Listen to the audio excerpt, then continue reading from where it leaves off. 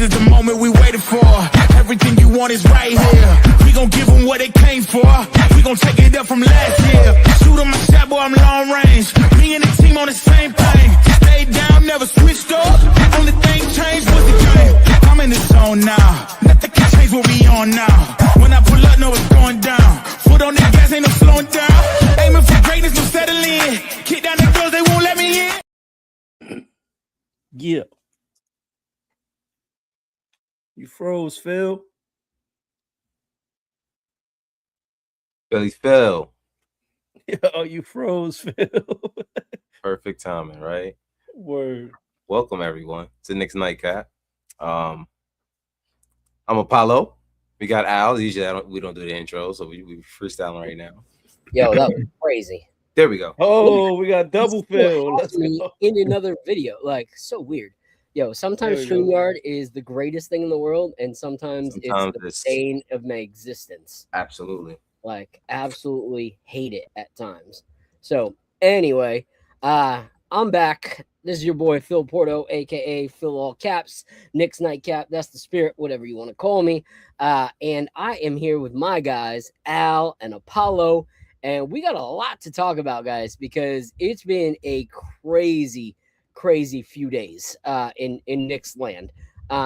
From the last time we chopped it up last week was after game 2, before game 3.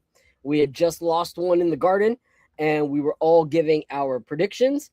And I remember a lot of people in the chat were kind of coming at me for saying that it would be Knicks in 6 and that we would lose one in the Garden. And I specifically said that I believed it would be the first one. That we would lose one in Atlanta. And I remember specifically saying that was Wednesday and we were playing Thursday. I said that I thought that we would lose because they had momentum from the game in MSG. They were on a high that they stole one from us.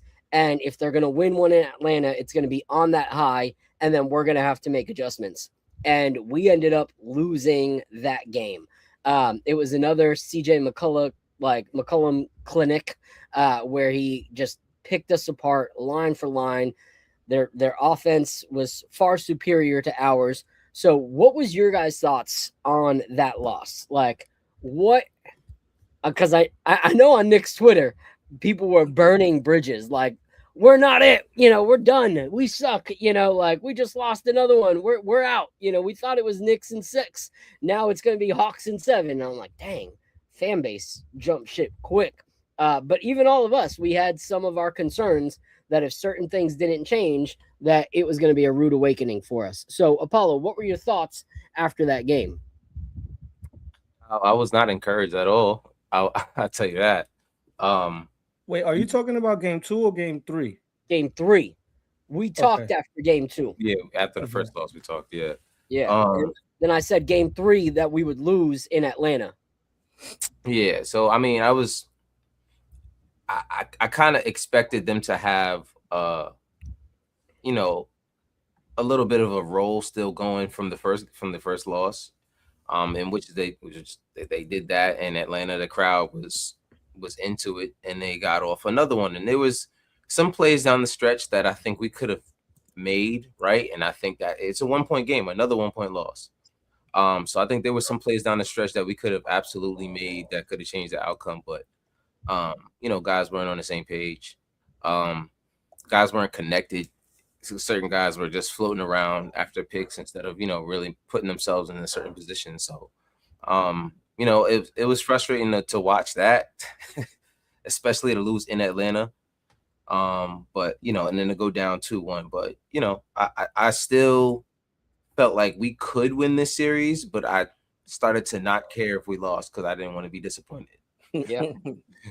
And it was frustrating because you get your teeth kicked in, you're like, dang, we sucked, but to lose 2 back-to-backs by 1 point was super, super annoying because we could have won both of those games. But Al, what are your thoughts before I give mine? Well, if you guys remember, I was like shaking in my boots for that game. And that was the one that I was like, well, maybe I'm not shaking in my boots. And you were like, are you shaking in your Jordans? Yeah.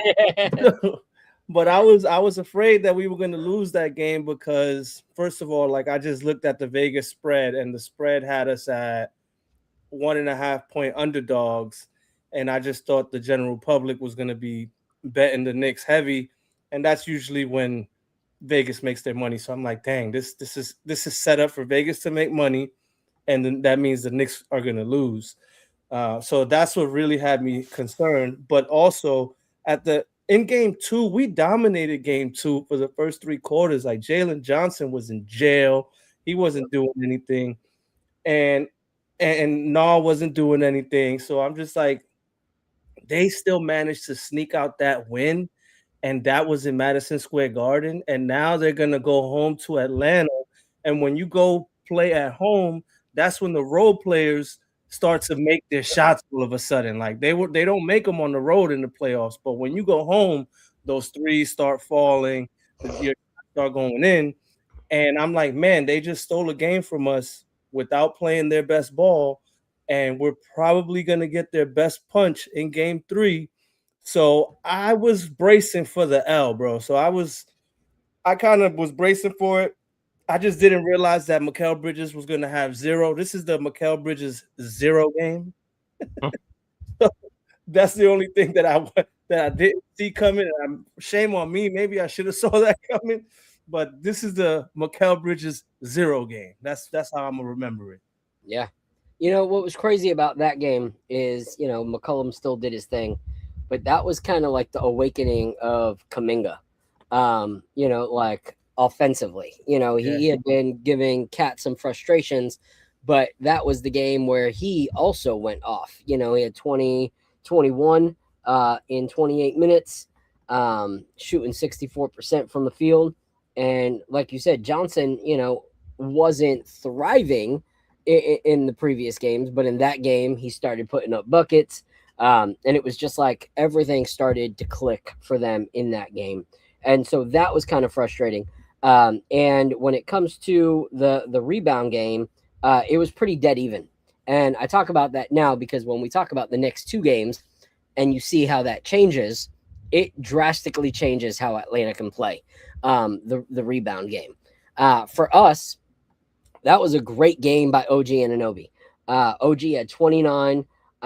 He had 50% from 3, 9 rebounds, a steal, an assist, and 3 blocks. Like that was to me the OG Anunoby game of the series.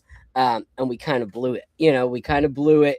You have one of your guys, who is probably not going to be the star-studded performance in most of the games in this series. And yet he has a star-studded offensive night and you blow it. Like that is one of those games where you have to keep your foot on their neck because you're getting production offensively in a great magnitude that you normally don't. So that was a wasted opportunity and was really, really frustrating because the main thing that we talked about is there had to be adjustments. Like Mike Brown needed to make some adjustments.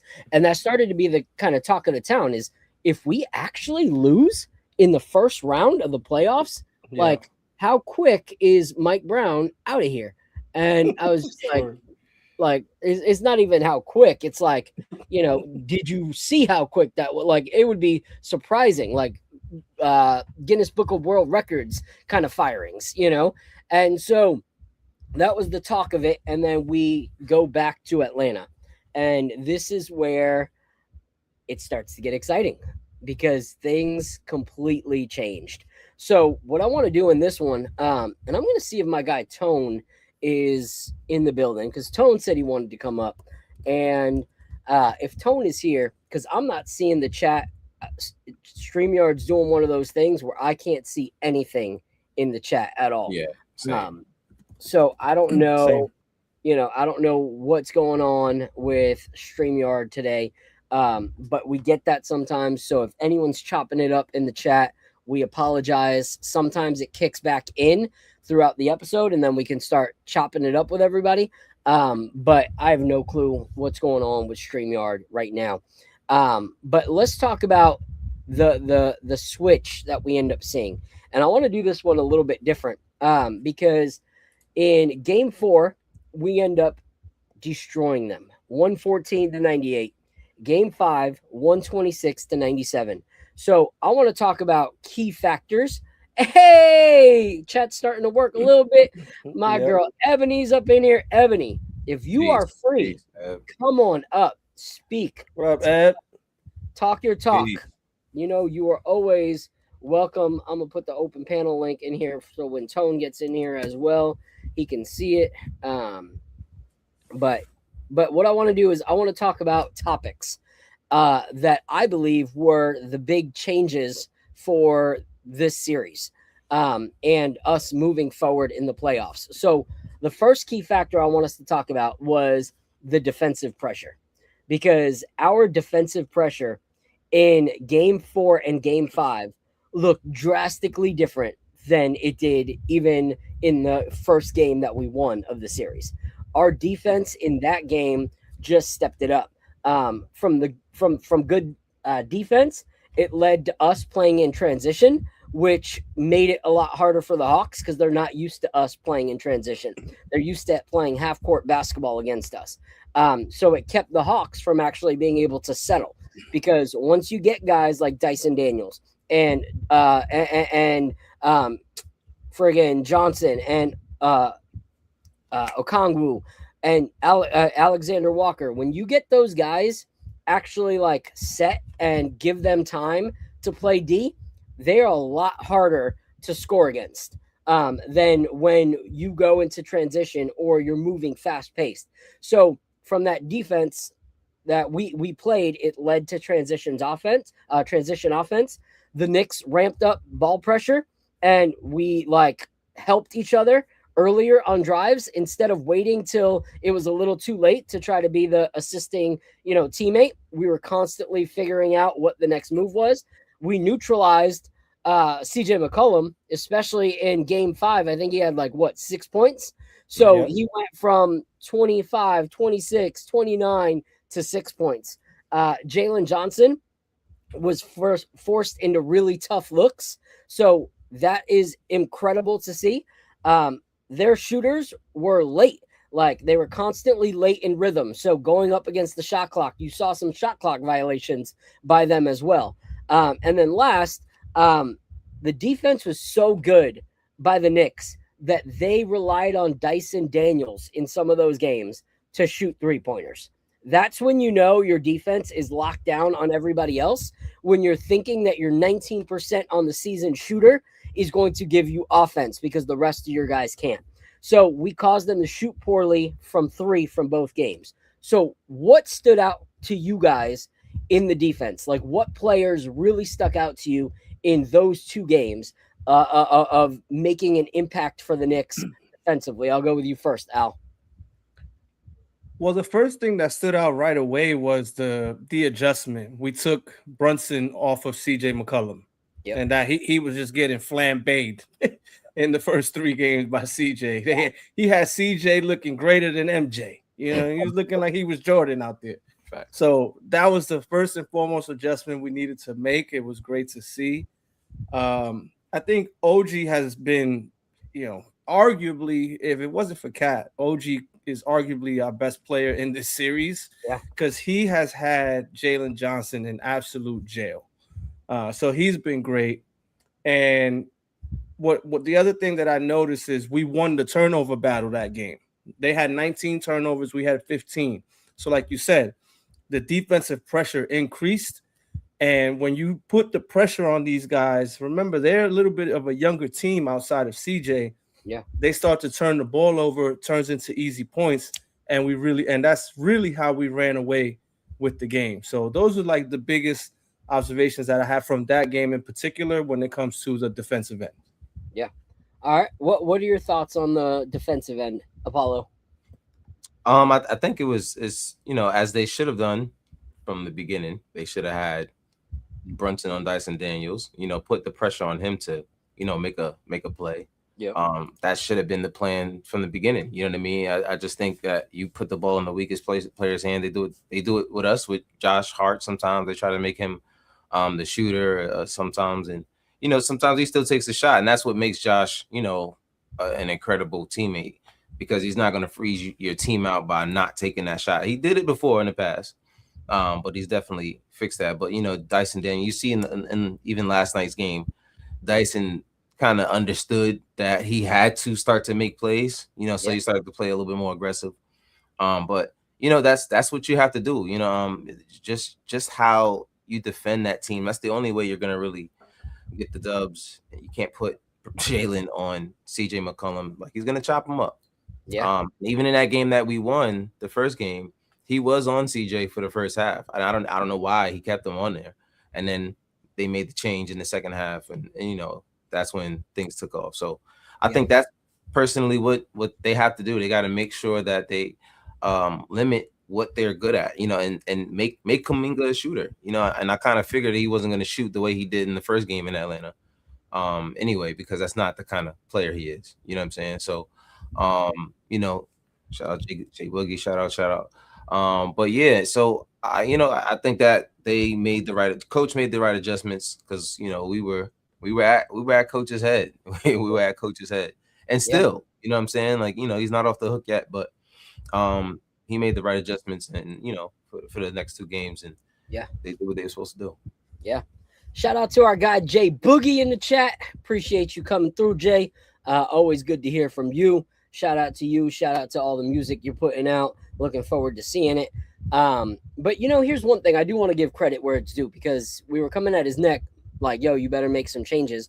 But he made changes, and they were changes that worked. They worked so well that we even saw Kolek and Hukporti minutes at the end of that game, which is impressive in a playoff game against a team that just beat us twice in a row. But I also think that there's two sides of the coin. Like, we can look and go, Brunson should have been on Daniels from the get-go. But I know a huge portion of Knicks Twitter, Knicks Facebook, Knicks Instagram, Knicks fandom in general would have crucified Mike Brown if he started Jalen Brunson on Dyson Daniels in the beginning of the series, and Brunson was getting shot over because he's so small. They would have been like, how does he not see the height differential? How does he not, realize? So I feel like when it came to, the who Brunson was guarding situation, I think that was going to be a lose-lose for him no matter what. Like, I really think it was going to be a lose-lose for I don't know what's going on here with camera. For Mike Brown when it comes to who Jalen Brunson was guarding. Going into the series, I was okay with Brunson getting the CJ assignment. CJ really didn't have that great of a year, man. Like, first of all, he was a throw-in in the trade to Atlanta. Atlanta didn't even really want him. Like, I think when he got to Atlanta, he was coming off the bench. Like, he wasn't even really in the rotation until later down the road in the season. So, look, in my opinion, I was okay with the way that games 1 and 2 unfolded, and I got crucified in my other Knicks group chat for doing this, but I was like, yo, CJ is not gonna win them a playoff game. Like, I don't care if CJ's cooking Brunson, like, he's not gonna win them a game. And then he won him game 2, and I was like, dang. And then he cooked them again in game 3, and I was like, okay, well, we gotta put a stop to this. Yeah. And but so I was okay with it at first. Exactly. So shout out to Mike Brown for seeing, kind of like you did, I thought this was going to be okay, but it's allowing this player to become something that he's not, and so he made that transition, and it was a great transition. Like, it actually kept everything at bay, and CJ McCollum failed in game 4, so that was exciting to see. Few things I want to point out is, though OG had the best, scoring night, I have to give, I'll toss it around first. My player of the game. Can I get one more point before we move? I did want to say another adjustment he made was taking Landry Shamit's minutes and turning them all the way down. Because I think that adjustment alone made it first of all, we were undersized like tremendously. So to have you got to play Deuce, you got to play Brunson. You know what I mean? And then you got to play Alvarado. So I think it stops there. You know what I mean? Like, it stops there, especially on this team. So unfortunately, Shaman had to get his minutes cut, but it ended up working because they were taking advantage of the size. And we're going to talk about rotations because I think that was an also integral part to what won us these two games. But my player of that first game had to be Cat. And the reason it was Big Bodega is not because of his scoring, but the scoring efficiency. Because he only scored 1 point more than Brunson that game, but he shot 60% from the field as opposed to Jalen Brunson shooting 38.9% from the field. Like, that's drastic number difference for the amount of production. And Cat, also had a big night. He was tied for second most rebounds. Him and OG both had 10. But then Cat also had 10 assists and 2 steals. Like, we were running the offense through Cat a lot that game. Like, especially the Brunson on the bench minutes while Cat was playing. Those were some of the best minutes of the game. Like, I know some people are going to crucify me for that, but some of the best minutes in that game were Jalen Brunson on the bench minutes and the offense running through Karl Anthony Towns. Like, bearer of bad news, maybe, but it is what it is. So shout out also to Alvarado. He came in and within his 13 minutes, he got 3 steals and 2 assists. Like, that's productivity right there, as well as 6 points, and Clarkson with some points off the bench. So I thought overall that was a great game for everybody except for Mikal Bridges. And it wasn't a great game for Hart, but at least Hart had 9 rebounds, 3 assists, and 2 steals. Like, he still produced for us. That's the kind of stuff we need from him. So real quick before we continue, shout out to Carbon Intellect in the chat. Said, let's get that chip. Shout out right here to Richard Green. Appreciate you being in the building, my guy. Peace, Cuzzo. Peace, Cuzzo. Everybody being here. But let's talk about the next point, because I think that we'll have a little more to talk about for that game and the next game when we go into point 2 of what I think led to our change. Rebounds. Rebounds became extremely lopsided. Not so much in that first game. We beat them 38-43. But in that second game, they had 27 rebounds and we had 48 rebounds. Almost 20 rebounds more than them, which meant that the Hawks had fewer transition chances, which is how they smoked us in those 2 games, was transition, getting McCollum open and him hitting the 3, because we weren't great in transition stopping the 3. And so it stopped that. It stopped them pushing it, and it made them have to have all contested shots. And so our rebounding played a huge factor. So what are you seeing from our guys in these last 2 games? Like I just told you, OG and Cat both had 10 in that first game. In that second game, OG another 10, Karl another 14, Mitchell Robinson 6, McBride 3, Jalen even with 3 rebounds, Hart with 5. So what were you seeing different in us on the offensive end and leading to productivity on our end and lack of productivity on theirs? I'll let you go first, Apollo. They were taking advantage of the size. They know that, especially at the front line, these guys, they don't have the size to compete with Cat, Mitch, even OG. I got to shout out to OG because for a while, even State, shout out to State, he used to say all the time, OG don't get no rebounds. Not no more, man. He's been hunting those rebounds. He gets into the paint, he goes straight up. Like he's been a completely different player offensively. But being able to get those rebounds to help out, especially because now he's playing the bigger positions. If you're gonna play 4, you got to get in there, you got to bang and get those rebounds. Yep. So shout out to OG for that. And it's just, to be honest with you, they understand that they can out rebound this team easily, especially without I think his name is Jacques Londell or whatever his name is. Yeah. If he's not there, man, you guys have the size, and Mitch, for the limited minutes that he's playing, he's making it known that you're not going to be grabbing rebounds. He's 15 minutes, he still has six rebounds. Of course, you want to see a little bit more from Mitch, but in this series, it leans more towards Cat, and you got to keep going that way, man. You have to. Yeah. What's your thoughts, Al? I mean, it all makes sense because coming into the series, my two biggest things that I was concerned about, like some trends that were alarming for the Knicks going into the postseason, were the amount of offensive rebounds that we were giving up. Okay. And Atlanta has good rebounders on their team. Jalen Johnson's a very good rebounder, and Dyson Daniels is the best rebounding guard in the NBA. He had the most rebounds as a guard in the NBA when it came to total rebounds in the season. He was number one. Mhm. So I had that circled as, a key thing for us to, make sure we focus on. And if we could win that battle, it'll put us in a good position. The other thing was we were turning the ball over a lot down the stretch. And again, Atlanta is a team that thrives off, causing to turn the ball over, and they like to get out in transition. So my keys were win the rebounding battle, win the turnover battle, and you see it in these last two games. We have controlled both of those, and it's no surprise that we won those games.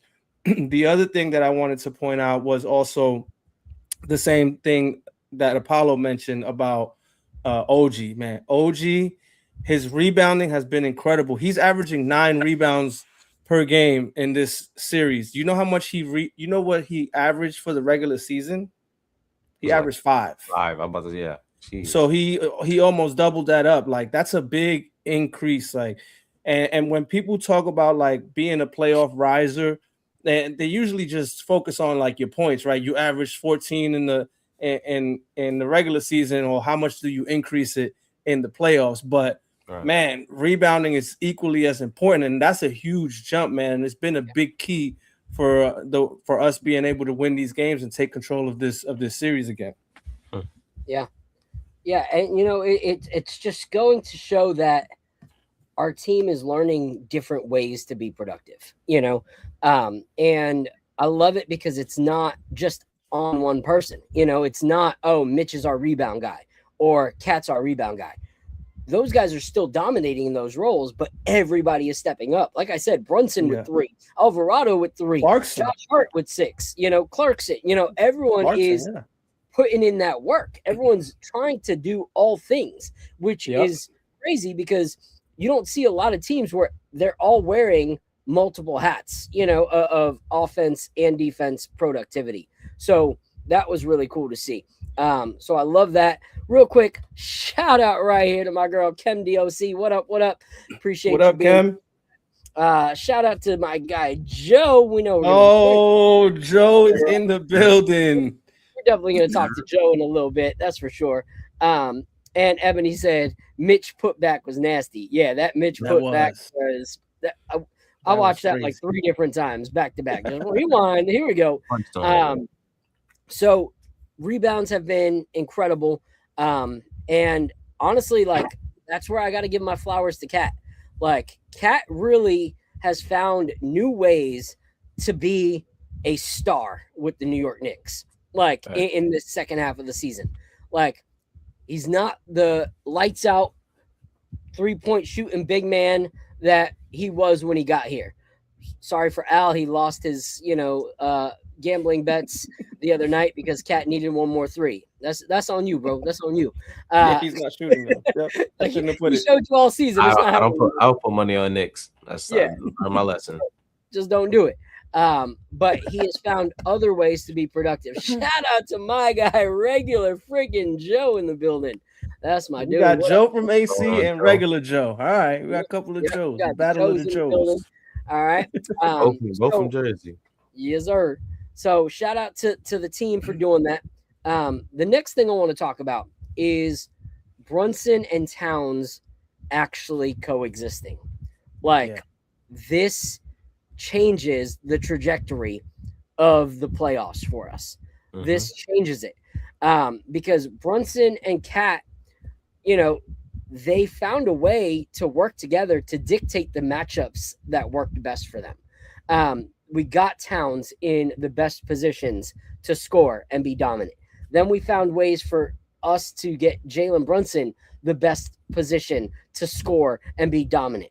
And so a lot of times it felt like it was like tag you're it, tag you're it. But when the other Yeah. person was it, the other person wasn't really prevalent in the situation. But Right. now it's like they are working towards making it easy for one another. So instead of playing more like perimeter heavy like earlier in the series, like we leaned into Brunson isolations and short range mid range control, but we also leaned into Towns post ups and his mismatch hunting. Like typically we separate those two. Like this is a Jalen Brunson ISO game. This is a Carl Anthony Towns mismatch game. But now they're switching it up. And that is the key to us winning. Game 4 specifically was about feeding Towns and letting him erupt and control the situation. And then game 5 was letting Brunson take over with a 39-point explosion where Atlanta had no answer for him going down the rest of the game.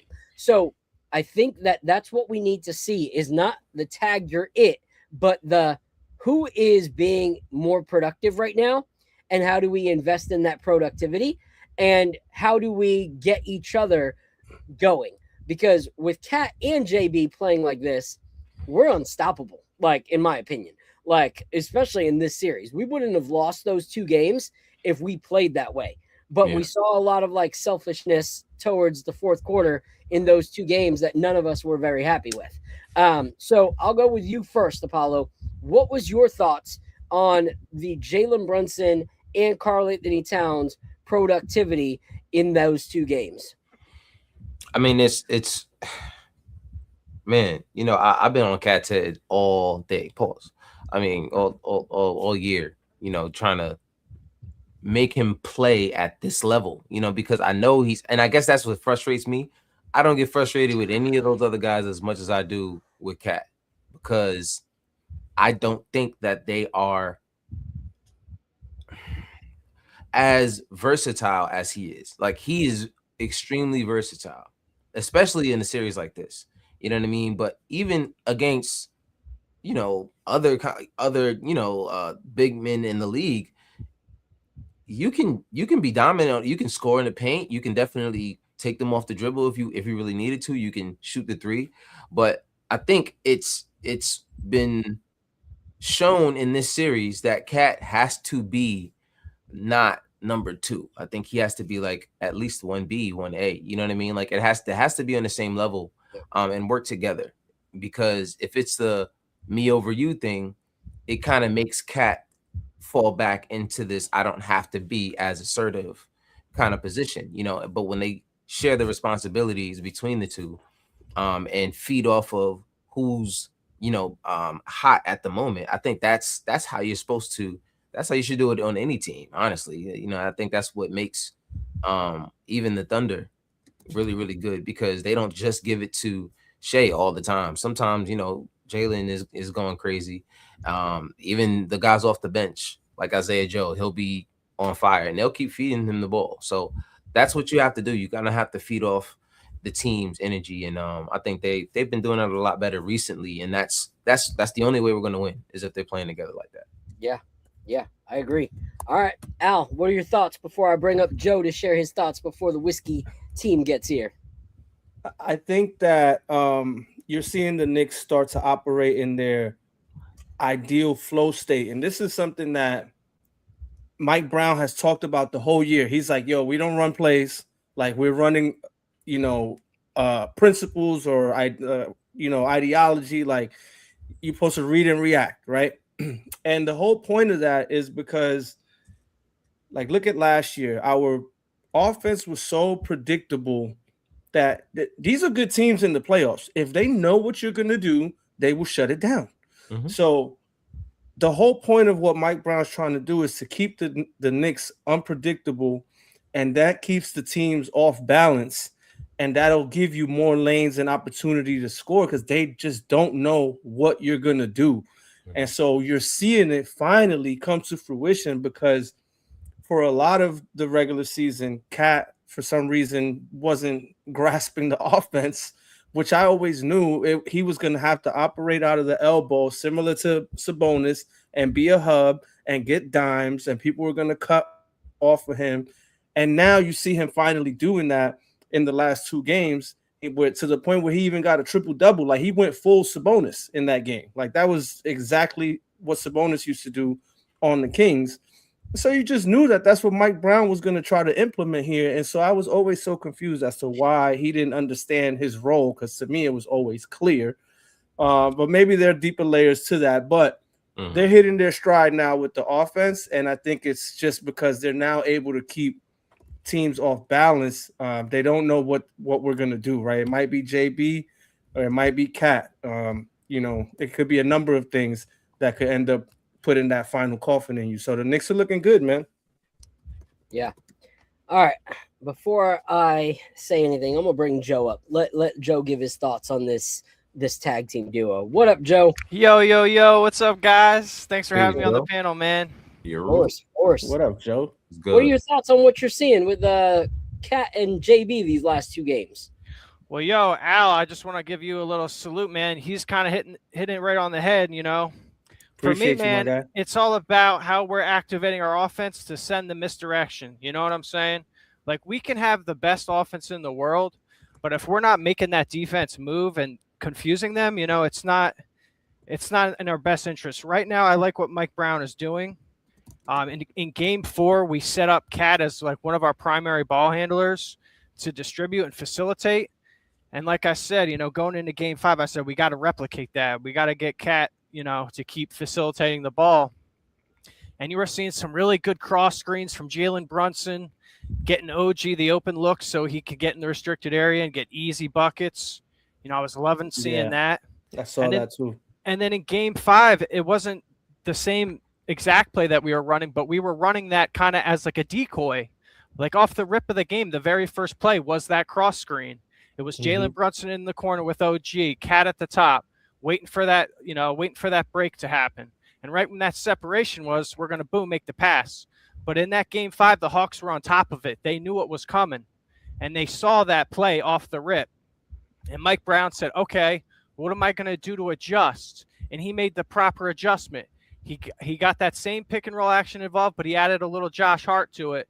And the defense didn't really know how to react.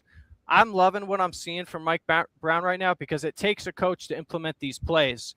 I've been saying for the longest time, our offense looks stagnant because we don't really know what we're doing, especially back in the Tibbs era. I was always critical of the offense and the rotations.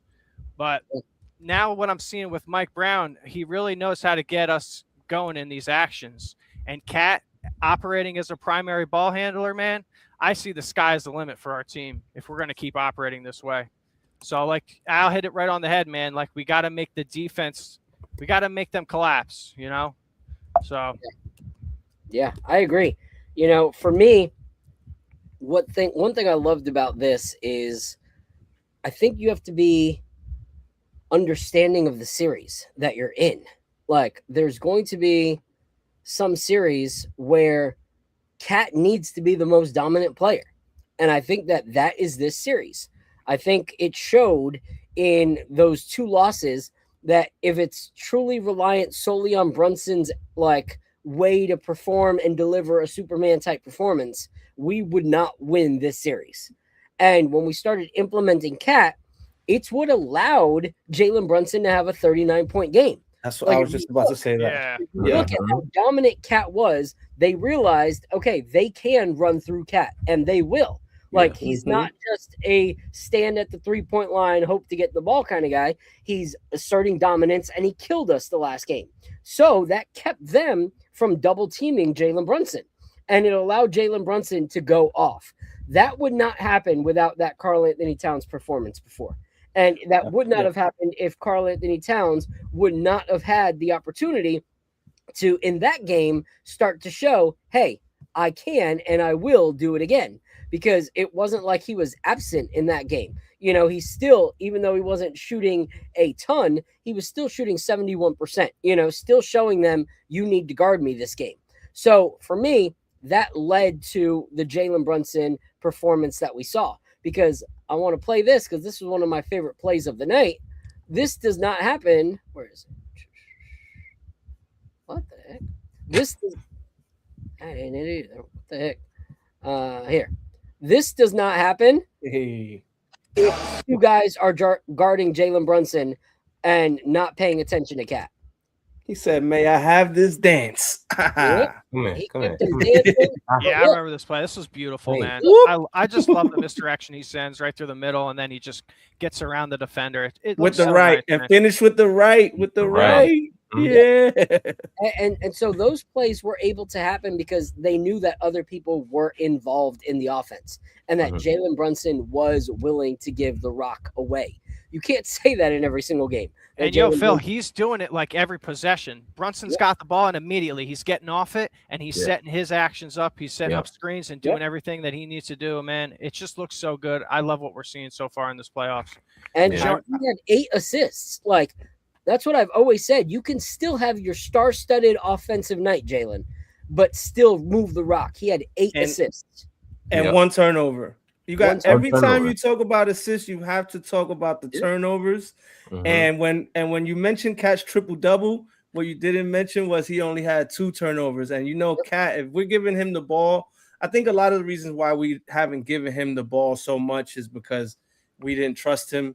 He can be turnover prone. He can do some bonehead things, and so it's difficult to be like we're gonna just to give him the keys to the offense. Right. But bro, he had 10. He had a triple double, 10 assists, and only 2 turnovers. That is incredible. Like Yeah. that is. Really I just think it's so good that we can debunk the whole heliocentric thing with Brunson. Like, he can still drop 40 getting off the ball, and that's Yeah, the most important exactly. thing. Yep. But Yeah, here's I the was thing saying, is- I was saying that after that game is like I feel like we played better when Jalen Brunson's off the ball. You know what I mean? Like, not that he doesn't need to play point guard, but I just think it when you alleviate those responsibilities of him, doing that, because Cat enjoys passing. Like, he really likes it. Like, Cat enjoys driving the ball too, and yeah, breaking down that defense. exactly. So it opens up things for Brunson if he allows that to happen. But when he runs everything through him, even if you can do it, it's predictable, and that's when things fall apart. Yeah. And here's the thing, Joe. I don't think it debunks the heliocentric narrative because I believe that's still a true and relevant thing. But it depends on the decisions made by Jalen Brunson. Jalen Brunson does not have to be heliocentric. He reverts to that, unfortunately, more times than not. But he has shown that when he doesn't and he pushes up against that urge to be Superman and allow the team to fully be part of it, that he can still be the main center offensive power on our starting lineup, but he can also do so with making the team around him better. And that is what he did in this last game. And I think when you lose 2 back-to-back, and a lot of the questions that people were asking was, why did not Captain Clutch come in clutch in those 2 games? It does make you have to think, is this the legacy I want to leave if we lose this series? That my lack of including my other star, that was a fine narrative when I didn't have shooters, when I didn't have players that could actually assert dominance, when I felt like I was the only option. But now I can't say that. So I have to include these guys. And so I think that he's got the opportunity to switch it and change things up. And when he did, it was beautiful. Those last 2 games were absolutely beautiful. And we're going to talk about what this means for the rest of the series and the rest of the playoffs moving forward. Shout out to my big brother Celso in the building. Appreciate you being here. Celso. My guy Prezi, the boss. Appreciate you as always. Grab a drink tonight. Join us. Shout out to my guy Fritz, the moderator of all moderators. Fritzy, what's good? My guy. Hit that like button, hit that subscribe button, retweet, repost on Instagram. Let everybody know that you're rocking with us. We got a lot to talk about tonight. It's going to be a packed show, and we're going to have my guy Tony Tone join us in a little bit as well and bring Joe back up. Joe, I'm going to put you into the panel. Into the chat for a second. We're going to bring up my guy Drew Black from Circle City Whiskey, and then we'll have you back up in a little bit. Awesome, man. Thank you so much for having me on here, Phil. Of course. Talk to you in a little bit, bro. All right. So, if you guys have been with us from early in the season, we had on a friend of mine by the name of Jake, who goes by Cumming Whiskey. And he had us taste a few bottles that were on his site that he really thought were some of the best up there. And he had told me, like, I think you need to like have this brand. And when I looked at it, I was like, oh my goodness, this is that brand in Indianapolis that I see every like time I go and visit my family that are up outside of Terre Haute. And he was like, yeah, like I think you would really enjoy this toasted series. So he sent us a toasted series, and that was the highlight pour of the night. We absolutely loved it. We thought it was delicious. And so I hit him up and I was like, can you connect me with Circle City? Like, I would love to get them on an episode. And so through connections, he got me in touch with Drew, who is a busy man out there. But Drew was like, yes, let's figure it out. And he was so nice. We had someone cancel for this week and they were scheduled for next week. And Drew was like, I got you, bro. Let's switch it. And so he's hopping on tonight and I'm excited. I will give you guys fair warning. He's got a horrible taste in basketball, but great taste in whiskey. Unfortunately, it comes with the territory of where he's at, Indianapolis. And so yeah, it sucks. But unlike Kimmy, I'm looking at him backstage and he's not wearing a Reggie Miller shirt. So Thank I God. will allow him Thank God. Okay, on we're the good. stage.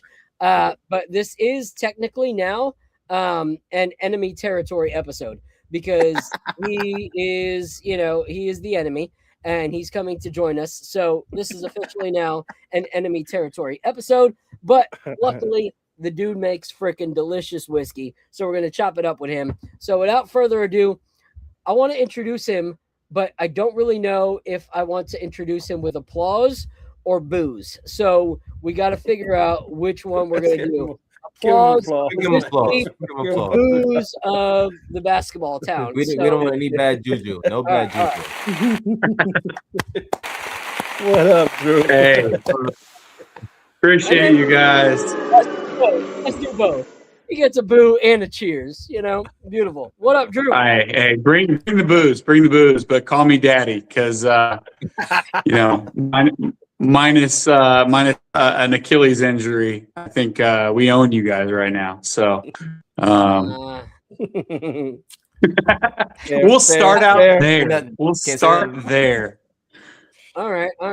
So what I'll say is, y'all traded Miles Turner as well. That's how I set the tone. Y'all traded Miles Turner as well. So y'all are gonna have a rude awakening when he comes back, and y'all are still trash. Unlike Boston, you guys lost ask Milwaukee how they're feeling about that right now. Yeah, True. whatever. I'm not saying he's doing any better where he's at, but what I'm saying is, you guys, unlike Boston, who still found a way to be relevant when they're starting. All respect. Y'all understand. I'm a Butler grad, so I won't call him my second team, but I Brad Stevens is my guy. So all respect. I'm just blown away by what they accomplished without them. The injuries. It's insane. But I'm still, I don't even know how they pulled it off, but good for them. But yeah. Let's talk Pacers Knicks. Let's dive into that. Piling it on, man. Indiana guy with ties to Boston. It's just it's okay. Cool. Yeah, right. You're just the ultimate. And look, I mean, yeah, and I'll be the one. I'm glad to do that. So I appreciate you guys having me on, Phil. I appreciate you. Like you said, we had to pull together short notice, but that's something I'm always willing to do. I was actually at a Butler donor event tonight. Ronald Norad there is the new coach, so we're big supporters. Huge Butler fan base within our community, but our tasting room is literally 7 minutes east of Butler campus, and I'm a Butler grad, so love those folks. Want to talk basketball, even though they got to figure something out with this whole NIL world as well. But no, It's interesting, the lately the chatter on local sports pages has been like, well, who's our real rival now? Do we hate the Patriots more than the Knicks? Where are we at here? And that Patriot thing, yeah, I mean, call it what it is. They kind of, I mean, with the exception of 1 year, they kind of owned us. But the Knicks thing, it's good for basketball, right? It's good for us. It's good for you guys. It's good to have that rivalry renewed. I grew up. I'm 43 years old, so I grew up. Reggie Miller versus the Knicks and Reggie versus Spike and all that. And so I don't know, man. I'm actually feeling real sad right now. I had a moment earlier today where I was like looking at scores and looking at series scores and everything, and I'm like, man, it's really, really dismal being in Indianapolis right now, not being in the playoffs, not having any part of this right now. But we have our reasons. We tanked like hell this year. We did a damn good job of tanking. So hopefully we fall in this top 4 so we don't lose our pick, and then it's going to be real scary for the East. Yeah. No, I give credit to Tyrese Halliburton. Like that's one player that I think his personality is the most annoying thing in the world. But he's a good he's a good basketball player. He's like the kind of person that if he was to come to a bottle share, I'd go to every single bottle that was as far away from him as possible kind of situation. I don't want to get in conversation with Tyrese Halliburton.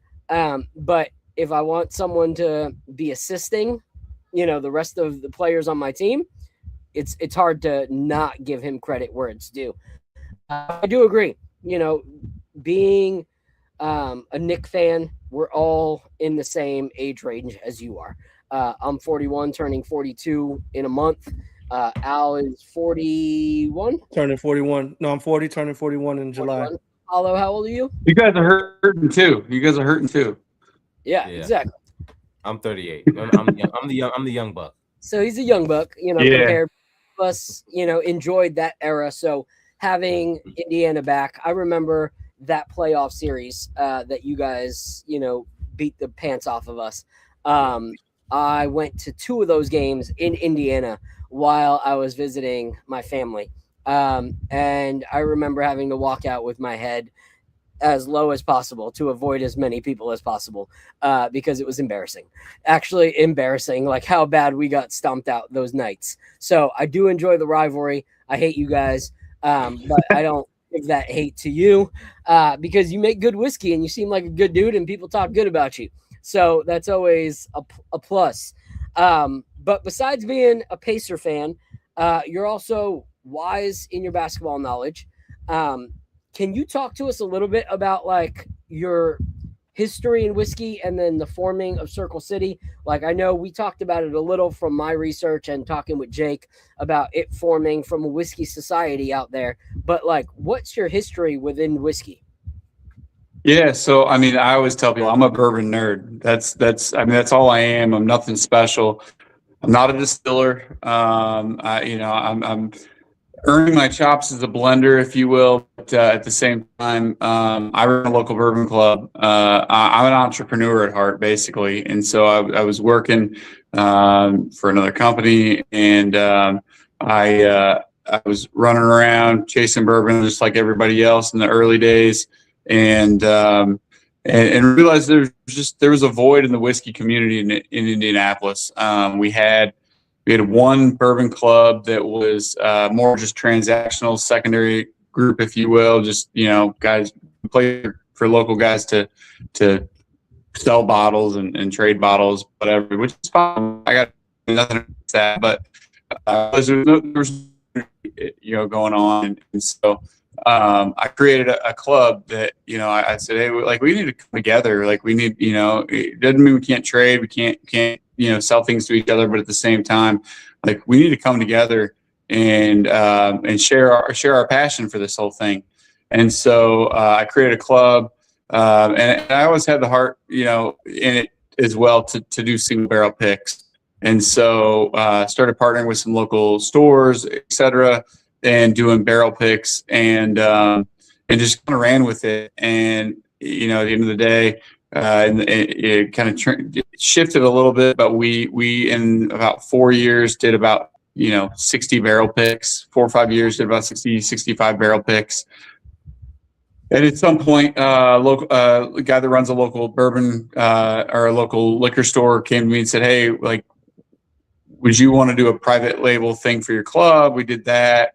We kind of made some fun with it. The first pick, if you're familiar with the whole cater culture, if you will, guys that kind of chase the hype, we made a label that had 2 potatoes high-fiving on the front label, and then it went really well. And then we did another one, and then he said, "Hey, we should build a brand around your club." And I said, "Man, that sounds fun. Like, I don't know nothing about that, but let's do it." And so with some barrels that he and some friends owned, we built a brand that was called IBWE Whiskey Company, which our club was originally Indiana Brown Water, or originally Indiana Bourbon Whiskey Enthusiasts. And then we got shut down by Facebook, and we pivoted and called it Indiana Brown Water Enthusiasts. So it was the IBWE Whiskey Company. And the first label came over, and it was a picture of my face turned into a sketch. And I was like, "Man, that's the most narcissistic thing I've ever seen in my life. Let's run with it." So I said, "Hey, let's add the other guys in the club, because I'm not the only one helping run this thing. So let's add some guys, to the label." And we did that. And we actually had really good success in a short period of time. We outsold Tito's by, for 3 days. And that was eye opening. It was like, hey, like, we've got a captive audience, but work. And so that's when I rebranded into Circle City, and I had some ideas to expand our sourcing and get some barrels from some different companies. I had the idea to really promote some up and coming distilleries, but also, as the industry evolved, obviously we started getting better aged barrels from some of the more heritage distillers in Indiana in the United States, and we just ran with it, and it's turned into this thing that I never expected to turn into. And it's all built on the idea of bourbon people that real bourbon lovers that creating something that we think other bourbon enthusiasts will enjoy. And so we're not the only ones doing something like that. I think we're early to it, and we kept it kind of local, but at the same time, that whole concept has really grown. And that I think most bourbon enthusiasts right now, they want something that they can trust and they can latch onto, and it's not just marketing or money driven. It's people that want to support the community, and so we're transparency focused. We're integrity focused, and so I'm bad at marketing. I'll be the first to tell you that, but at the same time, the concept itself has lent to the brand just continuing to grow in an organic way that I think has been good for us.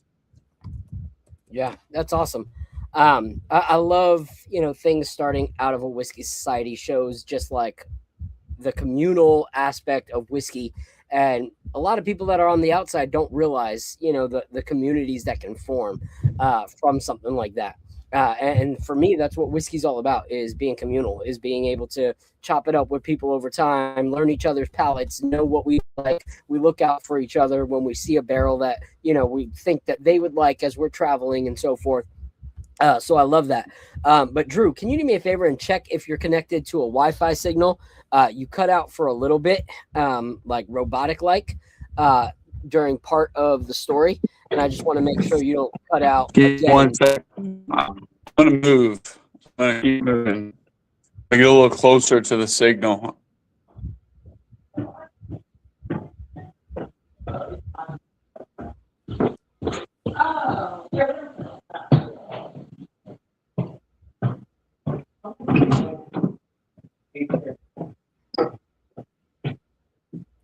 For those that don't know, Is that better? Indiana is called, I think so. Yeah, I think so. Yeah, I was gonna say, for those that don't know, Indiana is called the Circle City. It's their nickname. Yeah. So you started this brand, put out these bottles.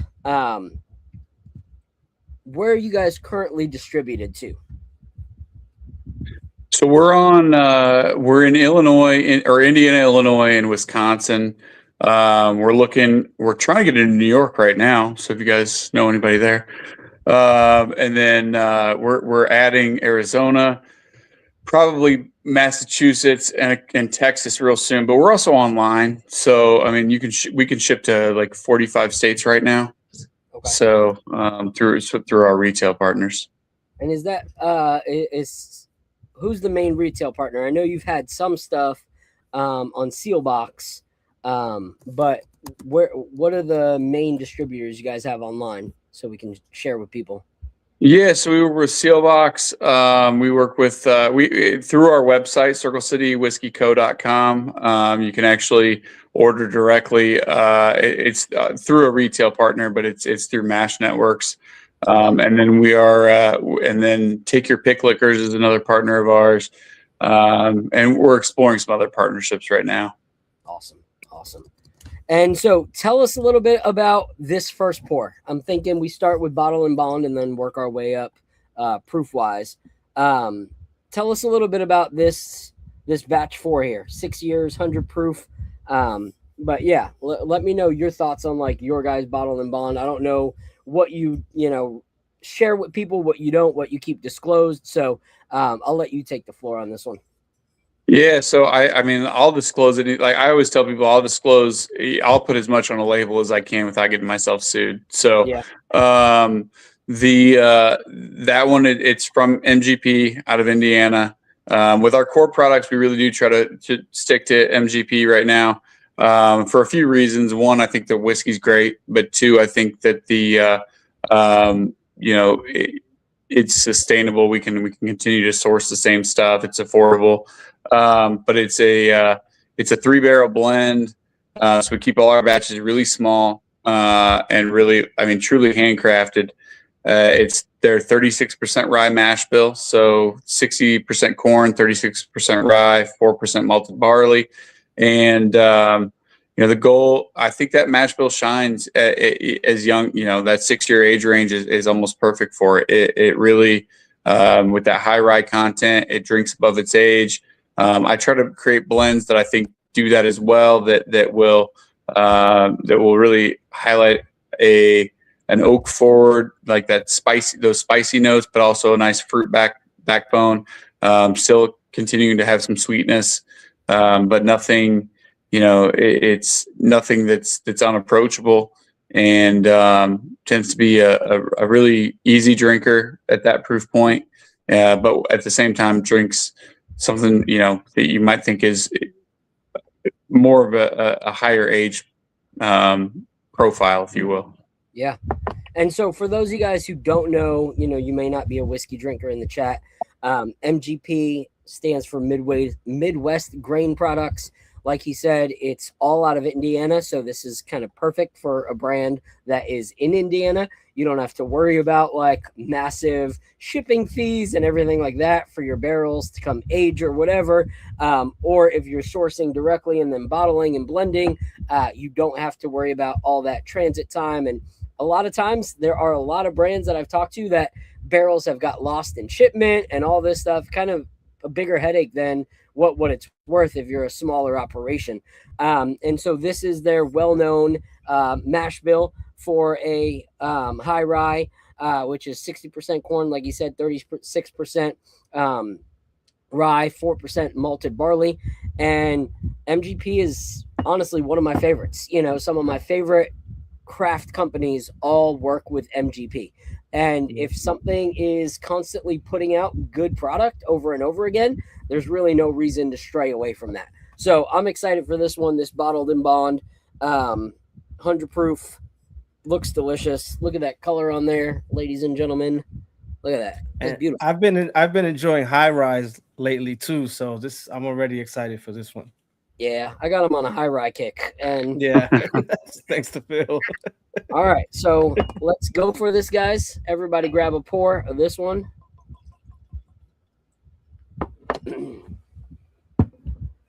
And so from your guys' site, we tasted the toasted on the last episode. You also have the other one we're going through right now, which is the toasted oak.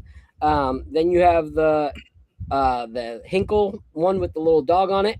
Those Yep. are your guys' 4 main ones, right? Yep, those are our core products. Awesome. And then you do single barrel releases that are the Legacy series. Our single barrel series is our main single barrel selection series. The Legacy series is kind of an elevated option that we have that is for very, very select barrels. The idea is that there's very specific barrels that we're willing to hang our Legacy on. Okay. Awesome. That's awesome. Definitely need to try one of those one day. And are those released through like stores or like societies and stuff like that? It just depends. I mean, originally the very first one was a 42 bottle yield barrel that was a 13-year-old rye that we only released in our tasting room. And then we had more recently we did a release for Seal Box. They did an almost 13-year-old rye. Nice. That was just fantastic. So we made the decision that was worth putting in the Legacy series label. And then a barrel got released into the Chicago market that was hit the mark. So it got put in that same label. That's awesome. Well, this smells delicious. I'm gonna give it a sip, and then you guys already had your pour. I took a I sip. didn't drink it yet. No. I smell a little like honey on this. Mm-hmm. Mm-hmm. Definitely. Yeah, I smell it like a certain kind of spice. Yeah, that's delicious. That to me is. I'll let y'all go first, but yeah, that is a great bottled and blonde. All right, Apollo, I'll let you go first. What are your thoughts? It's still going down. Pause. So it has a long finish for 100 proofer. It has a really long finish. That's very surprising. I That's like what I'm saying. that. It's still. I saw like it's still going. I can't. It's still going. Yeah. It's very fruity. I taste a little honey in there, but definitely like getting like I don't know, like all kinds of fruit, like pineapple. I'm thinking of like those fruit cups that you used to eat like when you were a kid that had like all the fruits in it, like just like I'm just getting like I can't put my finger on one fruit. It's just like I'm feeling like a bunch of fruits. It's just very fruit forward. Very nice, very well done. I like this a lot. Thank you. I like this. I really like this too. I think the spice that I'm tasting it reminds me of like a gingerbread cookie in a way. And it has like it's like a sweet, but it's like still spicy at the same time, kind of finish to it. And it's like, it's something that's the first thing I picked up was a spice, and then now I'm tasting it. It's kind of it's mind boggling how smooth that was. And I didn't mean to say that word, but You're supposed to say balanced instead of balance. And that's the cool thing about working with like really, really small blends, 3, 4, 5 barrel blends, is you can really pull out what you're wanting from particular barrels, and get, I mean, you're not going to get the benefit of kind of homogenizing a huge blend and getting like a really common theme across it all. What you can do is actually pull out very individual notes and individual traits of a barrel. So like if you find a barrel that has a really nice long finish, it's not going to get lost by blending it with 20, 30 other barrels. Yeah. You can say, hey, like I want to find a blend that has, that does, create a nice long finish at a lower proof. And with a 3 barrel blend, that barrel's traits are going to carry, and so it's more predictable and it's more it's more controllable from that perspective. Yeah. Usually when we're tasting like bottles and you drink these high proofers, right? These 120s, and you're like, oh, it doesn't drink, to its proof. It drinks below its proof. And then usually when you have like a bottle in bond that's 100 proof, you're like, oh man, that's smooth. I rarely have said like this drinks above. Usually, if you say that something is hot, like is drinking above its proof, I feel like that's a bad thing sometimes. But when this happened with this, like that was actually good, like because it made the finish last longer. You got more notes out of it. So when I said it then, like it felt like wrong, like something I never say, and I don't know. I think that makes this unique. Yeah, this is really really nice. I like. Thank you. You know what I love about this? So first, 3 of my favorite notes in any whiskey at all are honey, citrus, and leather. And this has 2 of the 3. Like I get citrus peel on this, I get honey. But a lot of people, they smell the honey and then instantly say honey.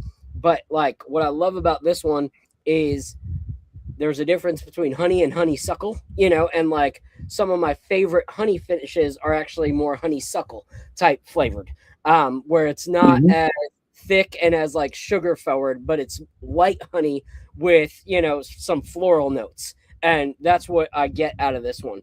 And what you were talking about, like the little can of fruit, what are the best thing to put on delicious fruit? Whether it's a melon, whether it's an apple, whether it's a grape, you see a fruit board and you see honey next to it, it makes it that better all the time.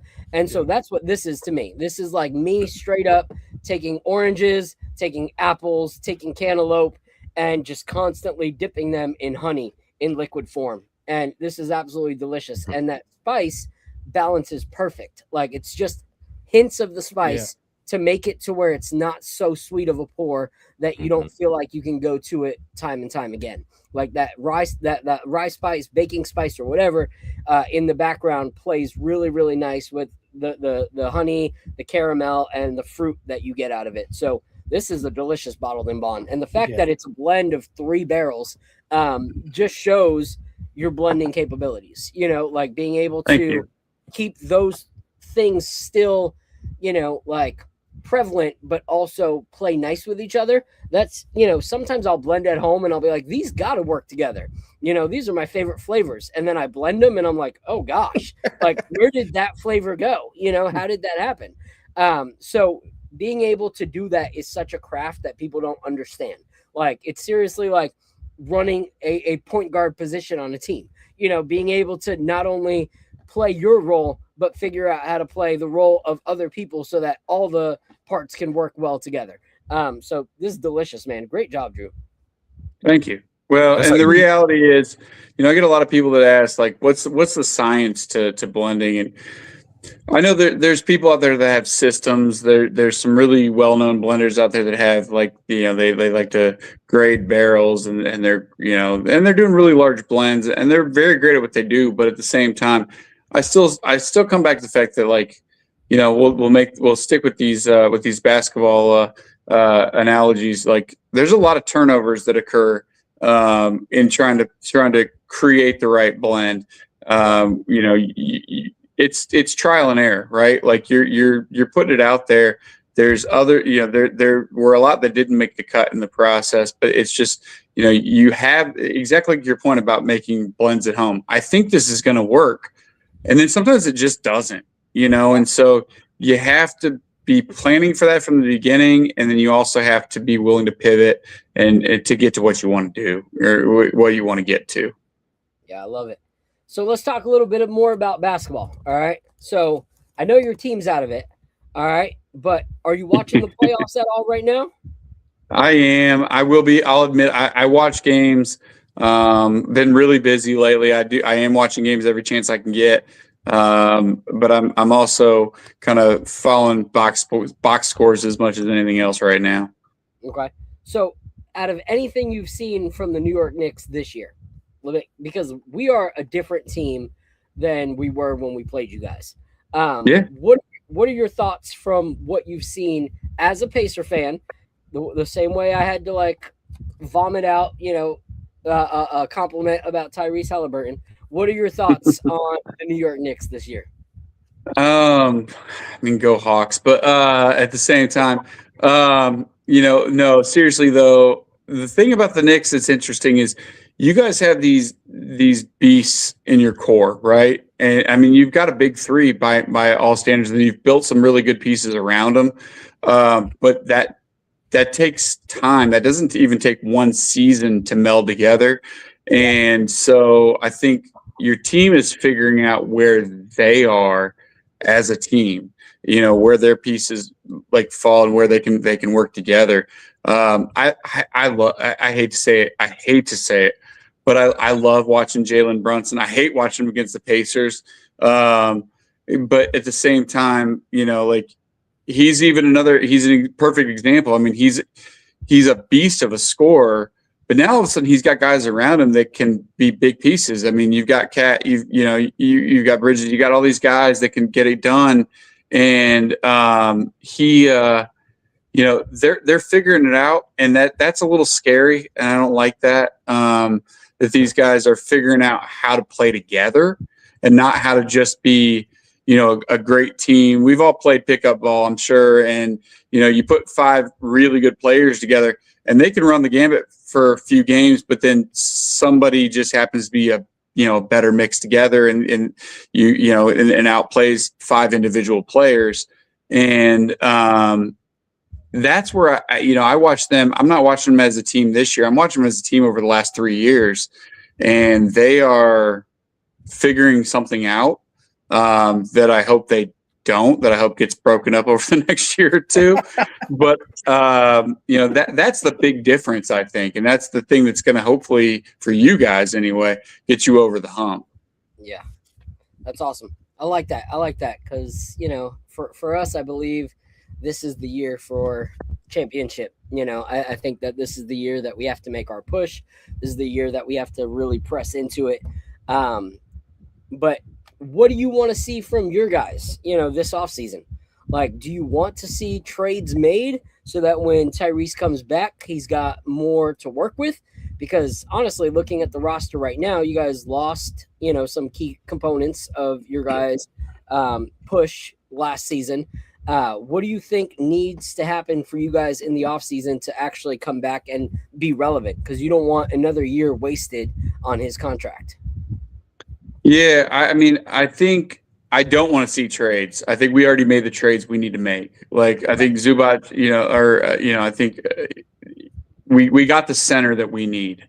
And I think that's something we haven't had. Miles, I was a Miles Turner fan. I mean, how many centers do you have in the league that can run the floor and actually do a pick and pop and hit, and shoot and stretch the floor, but also defend the rim? I liked Miles a lot, but at the same time, obviously the big peeve with him was forever, like the guy averaged like 7 rebounds a game at best. And so you need somebody that can actually, get the ball, stop possessions for other teams. And while that was a big struggle that we needed to fix. And I think we've got that. Again, I think if we get that top 4 pick, I think we're in a really good spot. If we don't, I still think we're in a really good spot. Getting that center, we get Miles back, and you're talking. You've got Nemhard has grown. You've got Neesmith is still a great scorer. The problem we're going to have, I think, more than anything, is just kind of figuring out where everyone fits. We don't even know what our starting 5 is going to look like. Yeah. Like, let's say we do get the top 4 pick. You're talking a top 4 pick. That's kind of expected to be a starter. And so some of these guys who have earned starting roles, they're probably going to, somebody's probably going to have to come off the pine. And that's not a bad thing if they can accept that role. And so, at the end of the day, our strength has been in our depth for years, right? Like we are running people up and down the floor the last few years. We always, we'd struggle in the first half. I don't even know if it was a struggle. We'd keep it afloat for the first half. And then by late third quarter, early fourth quarter is when we just take off, and teams couldn't keep up because we had fresh legs And, you guys had Thibodeau run your guys into the ground. I know that's changed, but at the same time, like that's it. That's his problem. But at the same time, that was our strength. So, at the end of the day, I think that we're going to have a great team next year. We're going to have a great roster. It's just figuring out where everyone's going to fit into it. Fortunately, I think, Rick Carlisle he's a Hall of Fame coach. And if anybody can figure that out in 82 games, it's going to be him. And so, whatever that looks like, if we end up with that top 4 pick, if we don't, then I think we're picking up where we left off with a better center, a better true center. And so, the offense is going to change a little bit. We're going to have to figure out, again, Big Z's a great center, but at the same time, can he run with the way this offense has run for the last few years? He's going to have to thin out a little bit and get a little more mobile to keep up with the offense. I think it's all possible, but it all remains to be seen. So that's my hope. That's a Drew, great point. Drew knows ball. Drew knows ball. Yeah, that's a great point. Because Zubac is a great center. That's one thing that you said is true. But you guys were the fastest running offense, before everything happened. And I don't know the last time I saw Zubac run fast. Like, so how does that work? Even with Turner was at least keeping up, so it was. He was mobile. Exactly.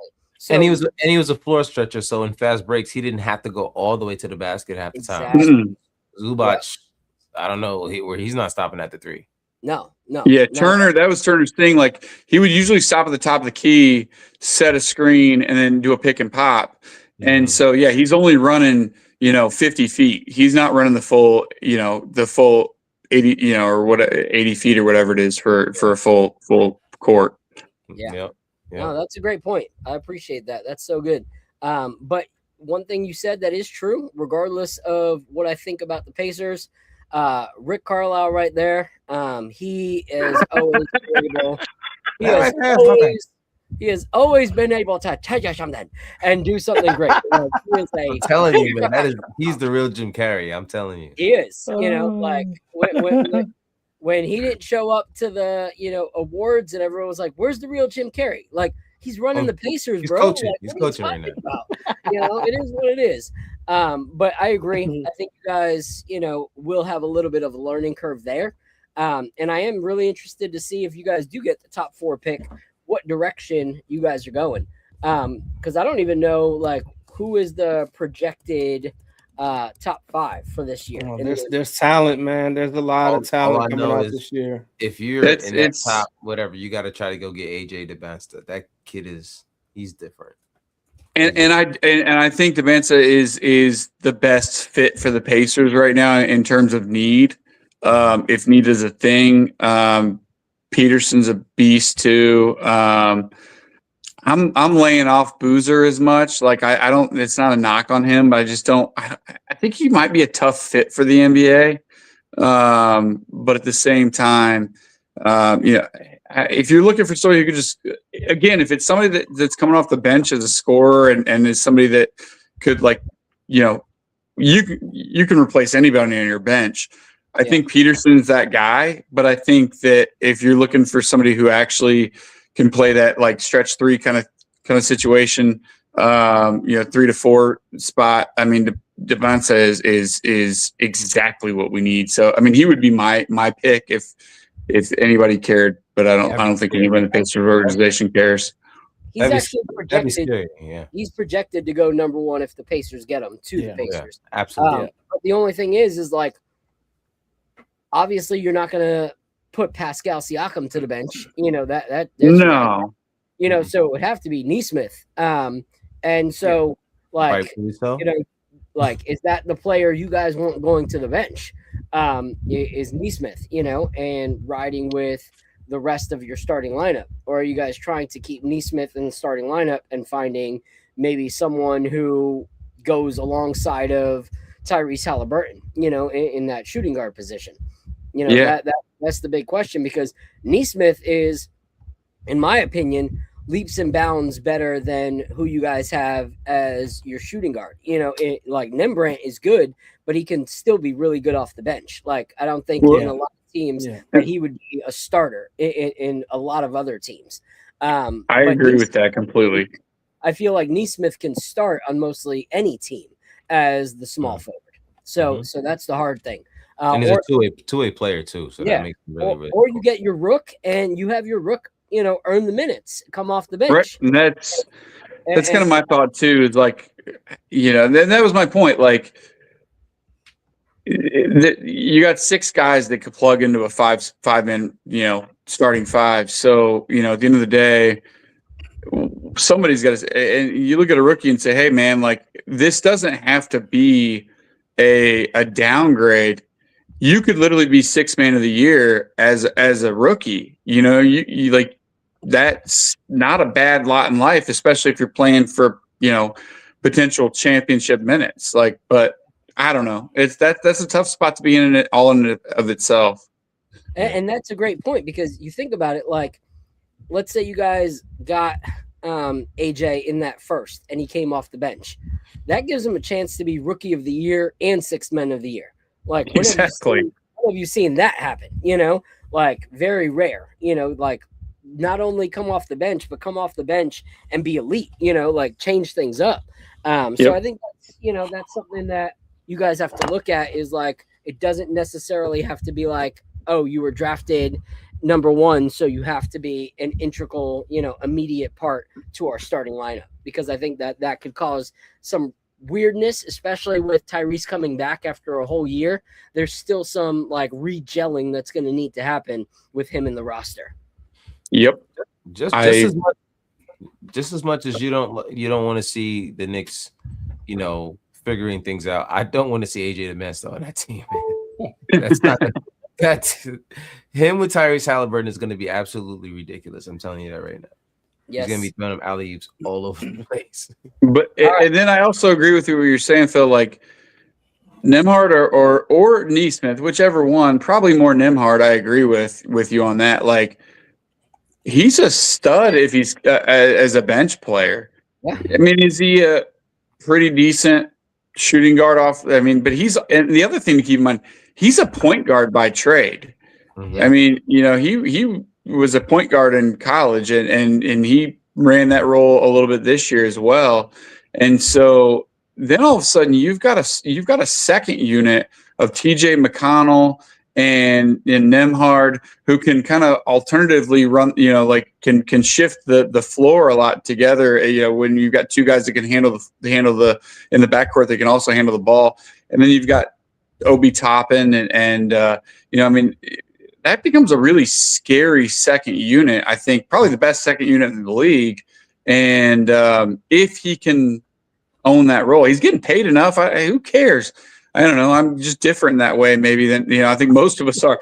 Okay, I'm making $15-20 million a year to play off the bench. Okay, that's my role now. My salary doesn't change. All right. Yeah. No, I agree. All right, so shout out to Knicks and Ish. Appreciate you being in the building. Shout out to Tony Tone. I know we talked a lot about the Pacers, but Drew's the new homie. I got to give him his time to shine and talk ball too. I hope that they have Tyrese come back and they're still the bottom feeders of the league next year. That's my hope and desire for them. But I like to at least hear his hopes so that when he comes back next season, we can point and laugh and be like, none of that happened. That'll be a lot more fun next season, is being able to have this year's footage of his hopes and expectations. Because reminder, early in the season, I had my my homie New England Whiskey on the channel, and he was a huge Boston fan, and he placed a wager with me about who was going to win the game coming up, and we wagered some top tier allocated whiskey. And he was confident as can be. I delighted. And I continued to remind him how happy I was to receive his package when he sent it to me because they lost. And so, being able to go back with receipts for Drew next season is going to be a very, very beautiful thing. After we win a chip this year and then come after another one next year, it's going to be beautiful. So you set him up. Him up. You know, I gave him his little platform so that I have enough content to go back to next year. All right, Drew. All right, Drew. Tell me a little bit about this double oaked. All right. There's been a lot of brands putting out double oaked. Some of them have been great. Some of them have been basura, straight up trash. But I'm having a feeling this is not going to be one of those trash ones. So tell me a little bit about this double oaked. So that is batch 2. That is the last batch that we did that was it's a Kentucky-based distillate. Again, like I've said, I will divulge as much as will avoid getting me sued. And this particular distillery was very polite with me and saying, please don't use my our trademark in our branding, but it is a 6.5 year from Kentucky, from Bardstown, Kentucky. I'll just tell you, it's not Bardstown Bourbon Company. 78% corn, 10% rye, 12% malted barley. If you look that up in Google, out of Bardstown, Kentucky, you'll be. With you being on the show, am I allowed to say You can say whatever you want. Perfect. So I'll let you finish and then I'll go. No, I mean, so it's 78, 10, 12 out of Bardstown, Kentucky. The big thing is that we use very specific barrels for both the toasting and the double oaking. We use barrels out of a very boutique cooperage out of Missouri that produce barrels for traditionally for wine. And so they're really high grade barrels that are, they're really expensive, but worthwhile in my opinion for what they're putting out. And so, the profile of that second oak is truly my secret sauce, if you will. But it's, it is from a very well-known distillery. I'll let you run with it from there. And that's about it. All right, cool. So everybody, this one is 117.5 proof, aged 6.5 years. If you are in the whiskey game and mash bills, that is a very known mash bill by one of my favorite distilleries out there, Heaven Hill. So I'm assuming, he doesn't need to confirm or deny. I'm assuming this is Heaven Hill. For those of you who don't know who Heaven Hill is, you've seen all their stuff on the shelf from Elijah Craig, Evan Williams, Heaven Hill themselves, Henry McKenna. So it's a very popular mash bill. So I'm excited for this one because I know that they put out bangers, and then put it in your Speyside cooperage barrel to age it in. How much time was the extra aging? About 6 months. Okay. All right, cool. And so each cooperage, their barrels are known for something, different than others. What is their main distinction with Speyside cooperage?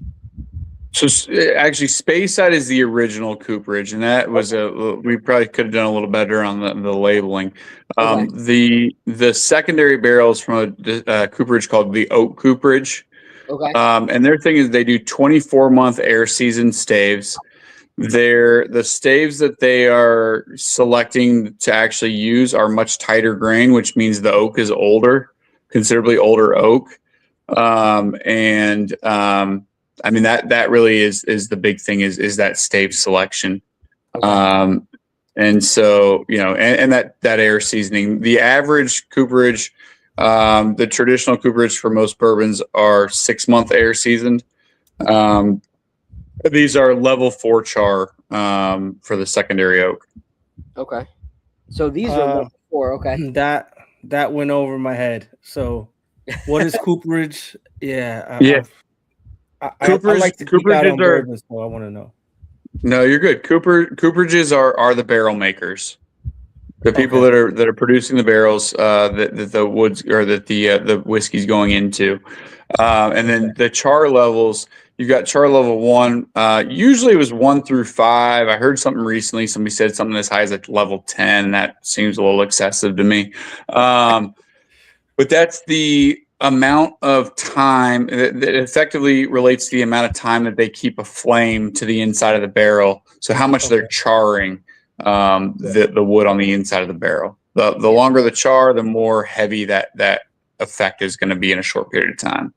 And you know it's crazy, like depending on where you hear it from, like, you know, some people say 5, some people say 10. I've always known 1 through 4, you know, like from full to, you know, max char being 4. So this right here says that, so the original one, it says aged in char 3. So the first barrel had char 3 and then the second barrel had char 4. Correct. Okay, awesome. So that means you're going to get all the flavors that you would want from that barrel. That'll bring that sweetness. That'll bring some of the oakiness. The more char you have in a barrel, it is going to bring more of that stuff out. So the heavy char provides more area for the alcohol to like penetrate and actually get more smoky and earthy tones, which I love more smoky tones. Like I'm a smoky kind of guy. And in a double oaked, you want that. You want the smoky tones. So I'm excited for this one. All right, let's give this a pour, guys. Let's do it. For all of y'all that are watching, this is what this one looks like. I'm putting the link again into the chat so that you guys can pick up some of these bottles that we're talking about tonight, whatever ones sound like they are right up your palate. And if you're still getting into whiskey and you don't know what your palate is, just trust us. If we say it's good, purchase it. If you don't like it, I'll give you my address. You ship it to me, and I'll have an extra bottle on my shelf. All right? So just put it in there right there. All right? Yeah, it smells good. So you can definitely taste the barrel on this. Yeah, that's for right, sure. yeah. Mhm. You could taste the char. Char. Definitely, it's your typical toasted flavors, very prevalent marshmallow. Yep. What was the proof on this? So this one is 117.5. Yeah, so it definitely gives you that Kentucky hug. It's nice though. I like it. Overall, I think it's really good. I think if people don't like the char, like if they're not big into the oak, then this might not be for them because it's prevalent. But for me, it works. This tastes like a mixed drink almost. This tastes like a cocktail. All right, what are your And thoughts? that's Oh, go ahead. No, go ahead, Drew. No, I was just gonna say, like, if they don't like that char and that oak, they probably shouldn't drink double oaked in general. Fact. Right. Yeah. Right. Yeah. Like if one oak bothers you, double is definitely gonna. Me, like you said, I can definitely taste the oak. You definitely, when you said marshmallow, I started to taste it like immediately. It does have like a good mix, like a s'more, like a toasted marshmallow kind of taste, and it's definitely more. I guess it's not as like towards smooth. the end, Stay not, smooth. No. It's not even what I'm trying to say. I'm trying to say it's not. There's not as much heat on the back end as I expected for a 117. So that's definitely something that I wasn't expecting, thinking that it was going to be char, that double oak. So yeah, I think I like it. I really like it a lot. Yeah, it's not as smooth as the bib, as the bottle and bond. Right. It's not as balanced as the other one. I definitely like it though. So yeah, this one's not smooth, but it is delicious. For a bottle and bond, for a double oak, this is great. Because I had the opposite experience of Al. I didn't really get any of that spice till lingered in the background, which I like about a double oaked. I like that it hits you at the end. I immediately got like hit in the face with the charred oak and caramel. Like I got caramel flavors immediately. I got that toasted marshmallow that you guys were talking about. But like the baking spice hit me a little bit later. But one of my favorites, is cigar. I love the taste of like cigar or tobacco in a whiskey, and I get that. Like I get the light notes of the caramel and vanilla and marshmallow but they're coated in like some cigar tobacco in the middle of the palate, and that to me is perfect. Like for me, with a double oaked, to be a good double oaked, I don't want too much sweetness.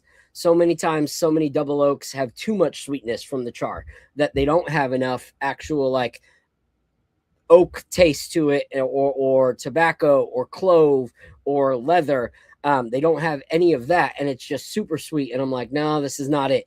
Or it swings the other way, where it's too much of the char and too much of the tobacco and too much of the toasted flavor that you don't get any hints of sweetness.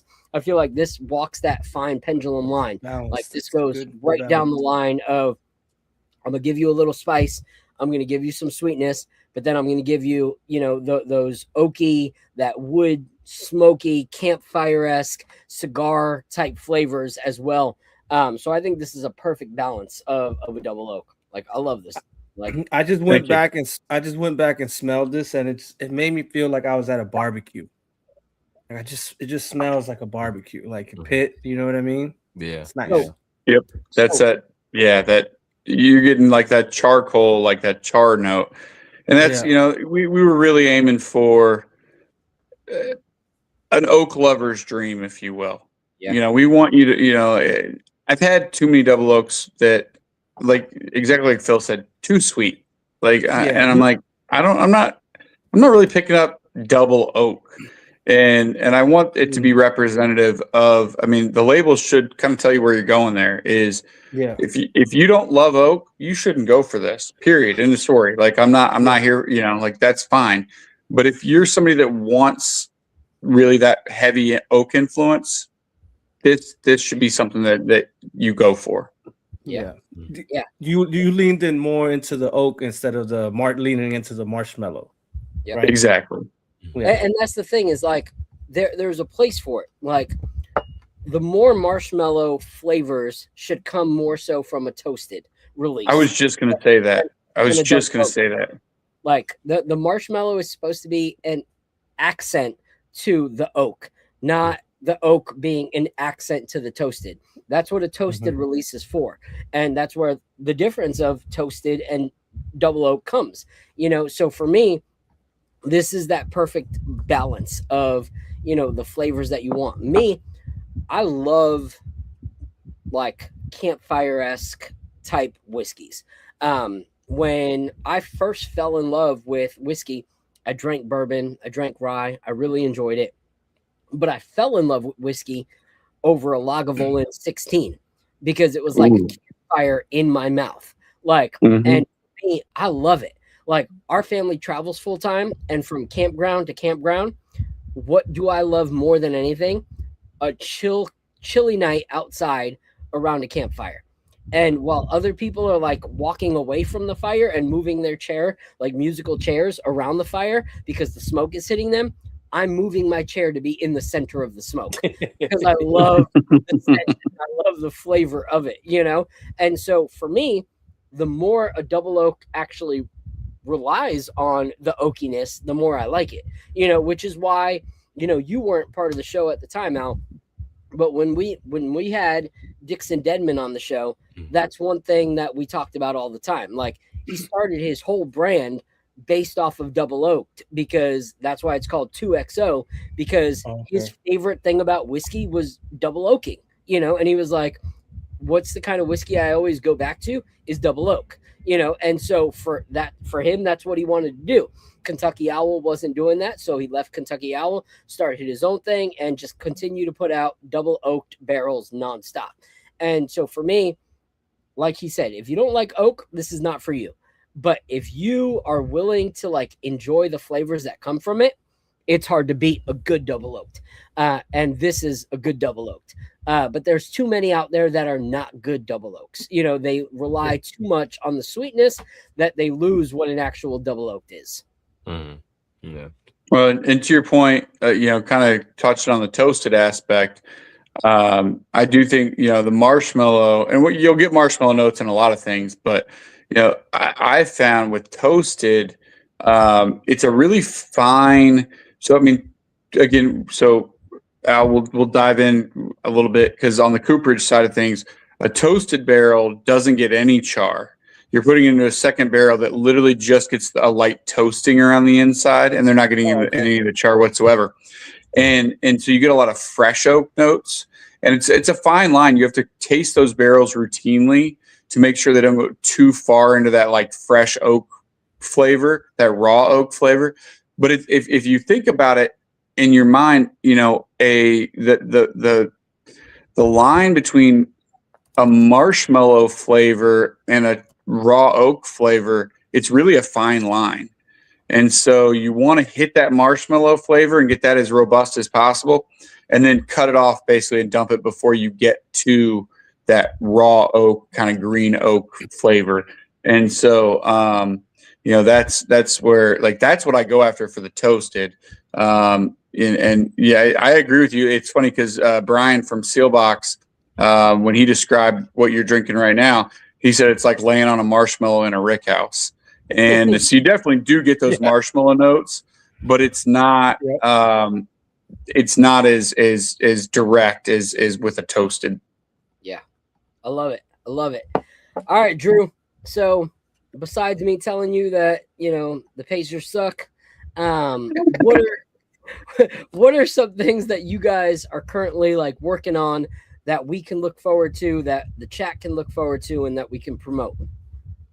Yeah, so our big one right now, you know, obviously we're always doing some unique things.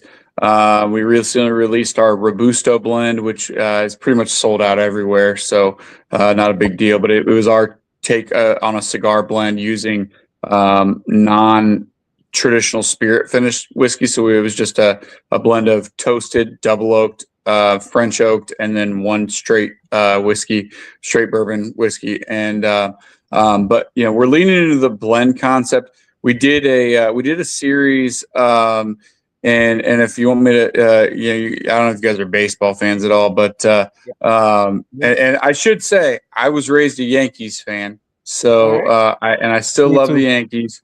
And I will make some sense of this real quickly. I diehard Yankees fan. Don Mattingly was my idol growing up, and Joe. Favorite Yankee of all time, Don Mattingly. Yeah, Donnie Baseball's my guy, man. He's from Evansville, Indiana. I was there when Jim Abbott threw the no-hitter. Okay, if you remember Jim Abbott. I know Jim Abbott. Yeah, that was a crazy game. Yeah, had to put the glove on his stub. So. And obviously Joe Torre, I always say Joe Torre, somebody that'll always have a spot at the head of the table if he ever wanted to come to my family dinner. But I followed those guys over to the Dodgers, and I'm still a Yankees fan too. But like I followed those guys when they promote, you know, they let go of Torre, you know, promoted Girardi, and they, you know, I was a little slighted because they didn't give Don Mattingly the shot. And so both those guys went over to the Dodgers, and I started following the Dodgers. I kind of fell in love with the Dodgers at the time too. When Shohei Ohtani was the first member of the 50-50 club, I kind of got on board with that. And so we did a series that was called the 50-50 club as a nod to him. But the idea is 2 barrels, so a 50-50 split composition of the blend between 2 barrels.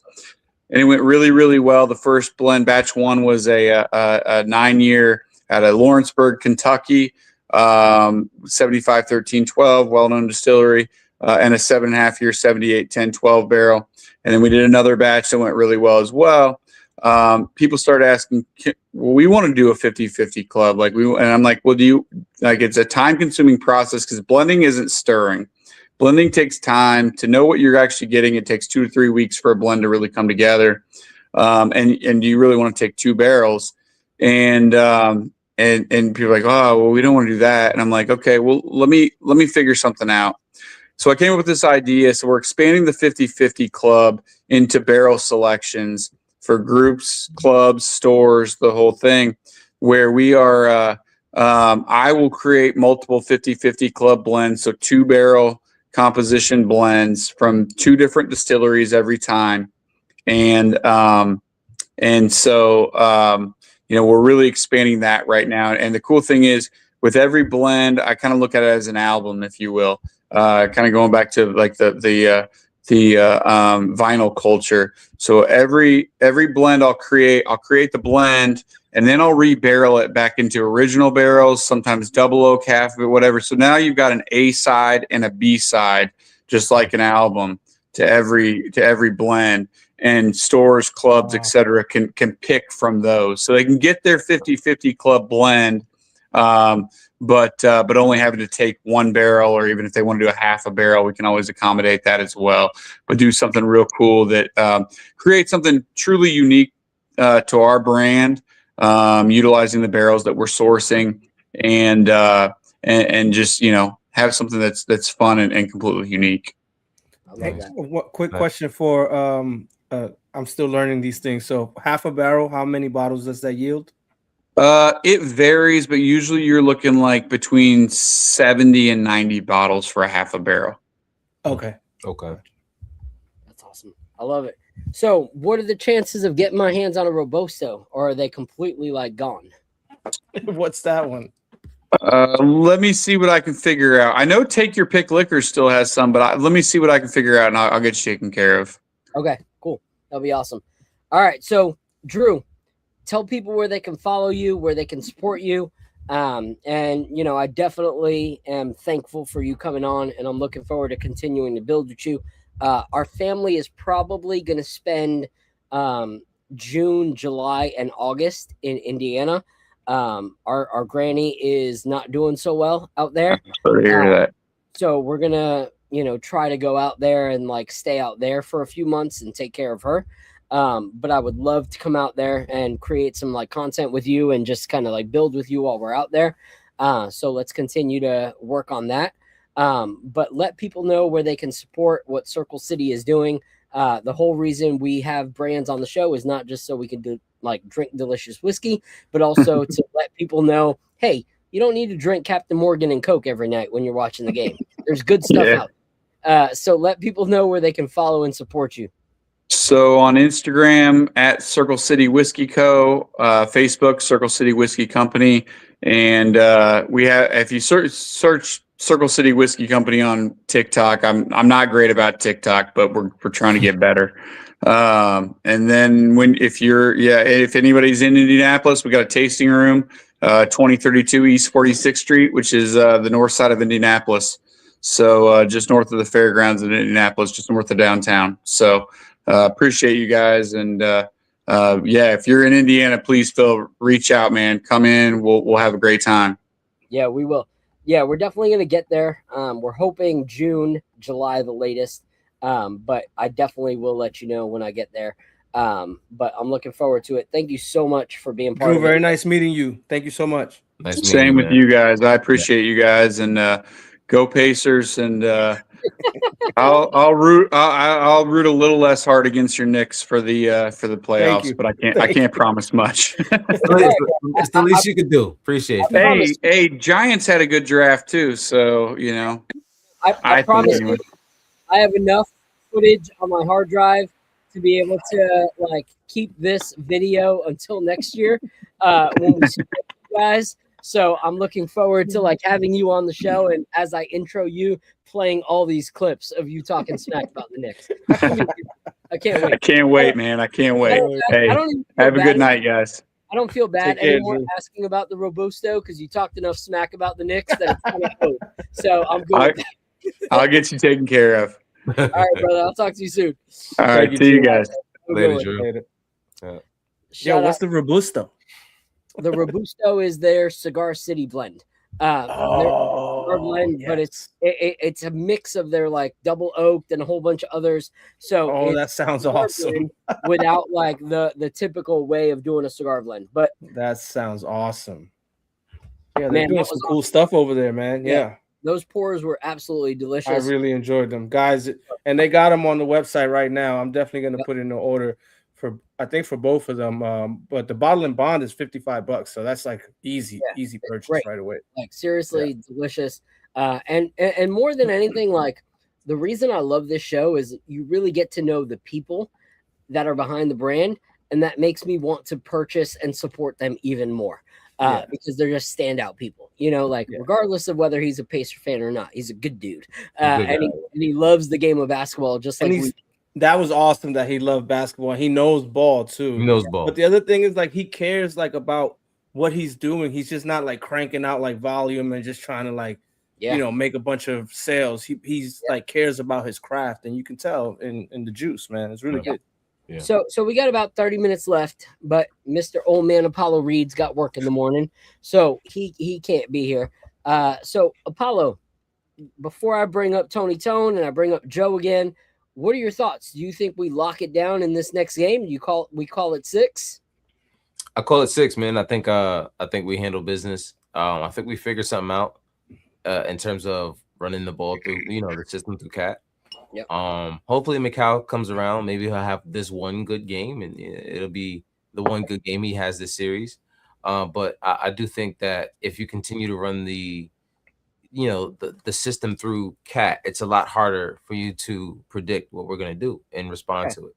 So before you leave, I'm going to bring up a touchy little subject. All right. Okay. Mm-hmm. I created this image. All right.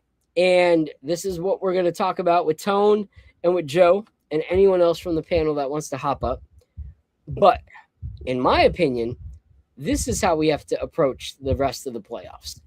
And I know it's going to piss some people off, but I don't give a rip. Like at the end of the day, I want people to love Jesus. I want people to enjoy good whiskey, and I want them to realize that their basketball takes are outdated. And I want a chip, and I don't care about your favorite player. So I'm going to talk about it. All right. This is how I feel like the rest of the series needs to go. This picture shows it all. Here we go. Boom. All right. The whip needs to be driven by Karl Anthony Towns. And Mr. Timberlake needs to ride shotgun. And all these guys can come along for the ride. And Mikal Bridges needs to figure something out because he looks like he's homeless. Like he's playing to the point where he's gonna have no home this summer. All right. We're gonna be shopping this bum anywhere. Got any room? No, we ain't got no room till you figure it the frick out. All right. So I want your thoughts real quick, Apollo, on getting to a run things centered around Cat type of offense for the rest of the series. What are your thoughts? I think that's where we've shown we can be the most effective. You know what I mean? It keeps Brunson. It opens things up for Brunson. First of all, there's so many mismatches that Cat sees on a night-to-night basis, especially in the series. He has to take advantage of those. The guys are moving without the ball. That's the most beautiful thing. One thing that frustrated me back in the days, being a big Melo fan, but one thing that frustrated me during that era was watching everybody stand around and watching, just watching him dribble. And I'm like, yo, no one's gonna cut backdoor, nothing, anything. So, to see OG cutting backdoor and Josh and everybody else just moving, the ball continuing to move, body movement, and not just one guy dribbling the ball. And that's not a shot at Jalen. I think it's a really good. I gotta give credit to Mike Brown once again for changing that up and putting the ball in Cat's hands to make sure that we're very unguardable in a lot of situations. So I think I like that. I think that's what we should do. Man. Yeah, I agree. All right, since you got to go because you're an old man, let everyone know where they can follow you. Guard Up Knicks everywhere, man. And shout out to It's All Good podcast, the All Good Bro podcast. I got their shirt on. They are a Mets podcast. So there are some Nets fans out there. Listen, so if you wanted to, go over to their channel and show them some love, man. It's my guy, Phil and Joe. I've known these guys for a long time, worked with them back in the day. So shout out to them, man. So that's it. That's where you can find me. Got Up Knicks. And until next time, I'll at y'all, man. Salute to you, Phil and Al. Yeah, let's get this dub tomorrow, y'all. You already know. All right. Peace, bro. Peace out. Later. All right. So without further ado, I'm gonna bring up the panel. All right. We got one of my favorites. All right. Mr. Real Talk himself. We got to work on that name though, because there's already one called Real Talk Knicks. So we got to make sure that those don't, conflict. But Tony Tone, this is the guy that's on the come up. All right, y'all don't even know. Like this guy is a humble, awesome man, loving father, loving husband, just a man of character who loves the game of basketball. And any time that I can give him a platform, I'm gonna give it to him. So I'm gonna bring up Tony Tone, and then I'm gonna bring up our guy Joe. He came earlier, dropped some bars, walked away from the cipher. Now he's coming back to drop some more hot fire like Dylan Dillinger. All right, hot fire after hot fire. All right, so we're gonna bring them both back up to the panel. Anybody who wants to come up and chop it up, feel free to. The chat is in the chat is the open link to be able to come up to the panel. But without further ado, here's my guy Tone and my guy Joe. What up, boys? Hey, let's go, man. Yeah. I've been What's going saying on? this What's going team on, guys? fights, man. I've How we been doing saying today? this team's got grit. Let's go, baby. Exactly. Yes, sir. Yes, sir. All right, boys. So before we talk about some of the other stuff we were talking about earlier, all right, I'm gonna revisit some of the things we talked about. But what are your guys' thoughts? Because on this image right here, because for me, I feel like in these last two games, it's shown who our 1A needs to be, at least in this series. Yeah. And it's a changing of the crowns. And I criticized Cat a lot earlier in the season when he was straight up basura. But in these last few games, he has shown the way to the second round of the playoffs to guarantee us the second round is doing things through Cat. It makes Cat better. It makes our role players better.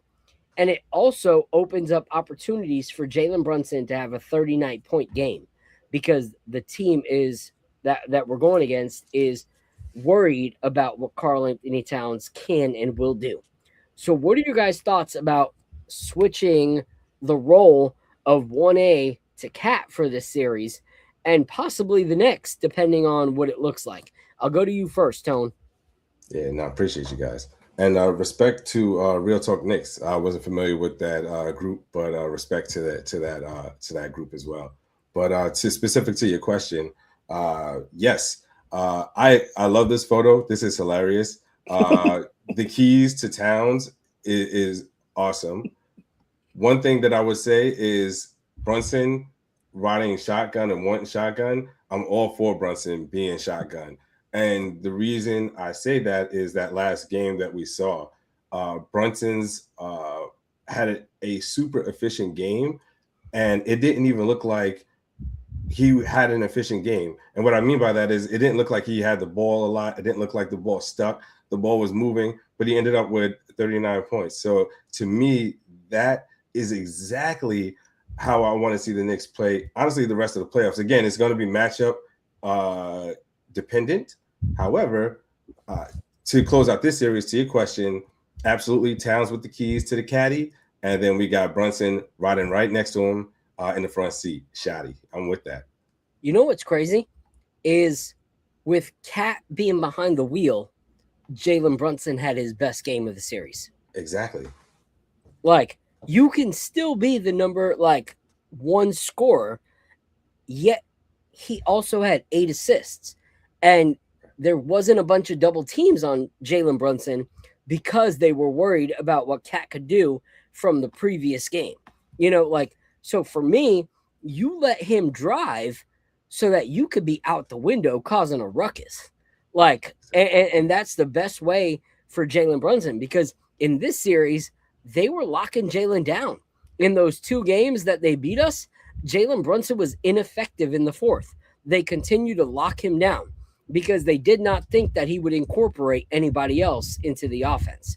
So with Cat having that crazy fourth game allowed him to have that killer fifth game, because Cat was still just as involved in game 5 as he was game 4. So I agree with you completely, Tone.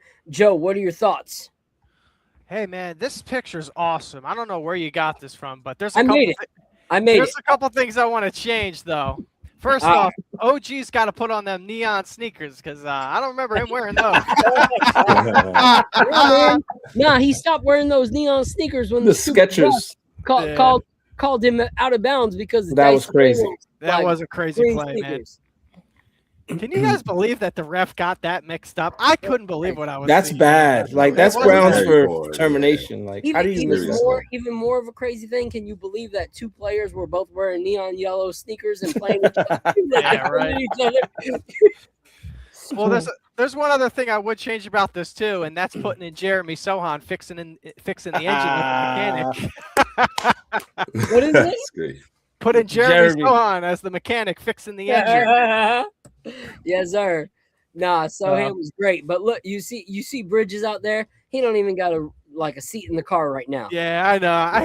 I hate doing Bridges like this just because what he did for us last year in the playoffs. I don't give a crap. No, I know. It's just, man, come on, Bridges. I look at my relationship right now and be like, it's all right, babe. You're cheating on me right now, but you were faithful last year. Like, heck no. I hear you.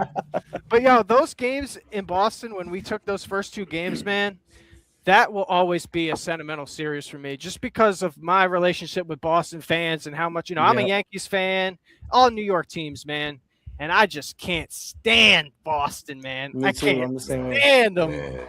Can't stand them, man. So that series definitely holds a little place in my heart. Yep. But no, overall, man, awesome graphics. Salute to you, Phil. I'm loving this. But now in the game, I'm seeing us run a lot of stuff that it's really helping us. I just love seeing Brunson get off ball. And I want to say, before we were talking about this, when Cat has 10 assists, that means someone else is going off. So by Cat being that, not main ball distributor, but by giving him the ball, getting Brunson off ball, it's getting OG involved. He's getting his touches, and OG's thriving right now, man. I feel like OG should be the one sitting in that front seat right now, man. The way that he's getting rebounds and the way that he's hitting the corner three, oh, man. Yeah, you can make that argument.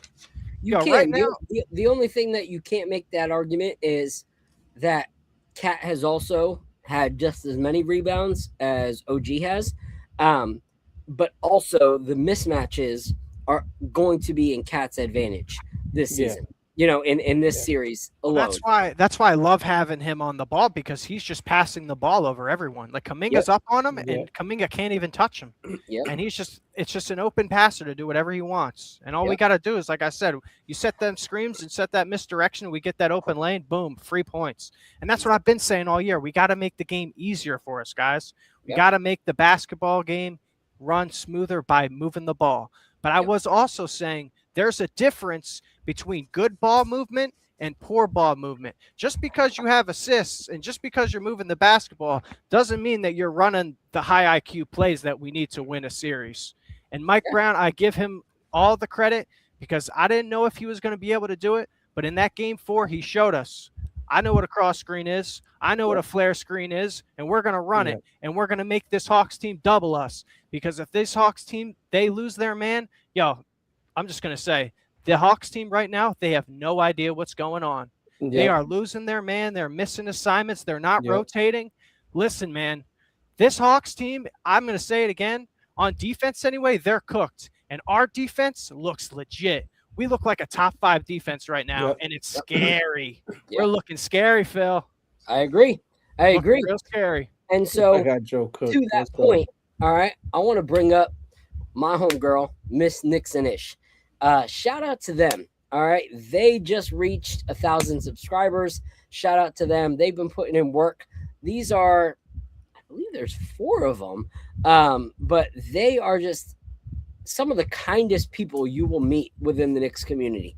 Like, straight up, conversating with any of them is seriously a delight.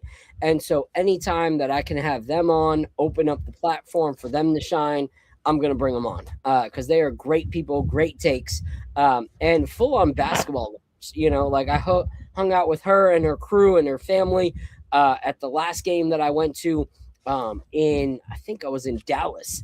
And it was just a delight to hang out with them in halftime and kind of just build with them. So without further ado, I'm going to bring her up and let her give her take on this image of handing over the keys to Karl Anthony Towns for the rest of the series and seeing how it looks. So, without further ado, here's my homegirl, Miss Nixon-ish. Hey y'all.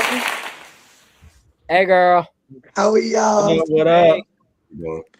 How you doing? Yeah, I'm good. I'm good. We're winning, so I'm really good. Facts. Let's go. All right, so I got to get your thoughts on the image. All right, like looking at these two games, I feel like these two games were leaps and bounds better and different than the first three of the series. Like even the game that we won, like I was less impressed with that than the last two games that we played, and I feel like Cat was the huge impact in that. And this is someone that criticized Cat in the early half of the season, was like, get it together or pack your freaking bags, Mr. Bodega. But I feel like he has turned a new leaf. And in these two games, he has shown that he deserves to be the 1A in this series. So what are your thoughts? I have been saying it literally all season. All season. And not because I don't like Jalen Brunson. I love Jalen Brunson. I just feel like we have an advantage over the majority of teams in the league, and we hadn't been taking advantage of it. And the advantage is Cat. I mean, let's be real. How many teams have someone that can stop him? Not many. Right? And when you get him going early, there's multiple things that you see. You see the floor open up for everyone else, including Jalen Brunson. You know, everybody gave Jalen, his props for scoring 39 yesterday, but that wouldn't have happened without all the attention being on Cat because of game 4. Looking. So especially in this series, they have absolutely no answer for Cat. If they thought Dyson Daniels was going to stop him, they're absolutely wrong. He can't even stop Jalen Brunson. Never mind try to stop Cat. So this is absolutely what it should be the rest of the game, the rest of the season, the rest of the series. Sorry. I think the first play tomorrow should be this what we've been playing. Let's see them. Let's see what their adjustment is, and then we move from there. But this is what I've been saying. Literally, if you go back and watch Nixon-ish all season, I said Cat needs to run the offense. It needs to run through him. And not only does it open the floor, but when you get him going early, defensively, he's locked in. He's locked in. There's a huge difference in when he doesn't touch the ball, what he does defensively, than when he's involved, what he does defensively. Give her a round of applause. Hit the round of applause button, bro. She cooked. Absolutely cooked. Holy crap. And this is why I support her and her crew. These are my peoples. And so that was one thing that I said was like, when Cat started figuring out a way to contribute, that he wasn't scoring the way that we wanted him to, but he was finding other ways to be impactful. And we saw even Jalen Brunson's dad saying, run the offense through Cat in certain games. It showed what she is saying. If you look at the only other center in the league that is actually considered MVP candidate, who is it? Nikola Jokic. And why? Because Nikola can score, but he can also swish and dish. He can find assists with the best of them. When you look at a player like Karl Anthony Towns that can get 10 assists in a game and still shooting 70% on the night, there is something special that is happening. And he doesn't need to put up 20-something points a game. His limitations, regardless of whether Knicks fans want to agree with it or not, his limitations are less than Jalen Brunson's limitations. Because Jalen's got the best footwork in the game, but footwork means nothing when you're double teamed by two guys that are 6'7" and higher. Like, your footwork does nothing. Like, you could do the bachata for all I freaking care on the court with a basketball. You could do the mambo. You're still not scoring. They're locking you down. But Cat being effective now frees you up to be able to put up a 39-point game. That 39-point game, like I said, and Nixonish just backed it up completely. That game does not happen without Cat's previous game, which made the Hawks in fits, not knowing how to stop him. Those other two games where Jalen Brunson tried to be completely Captain Clutch on his own, superhero in the fourth quarter, icing out Cat, made them be able to stop him.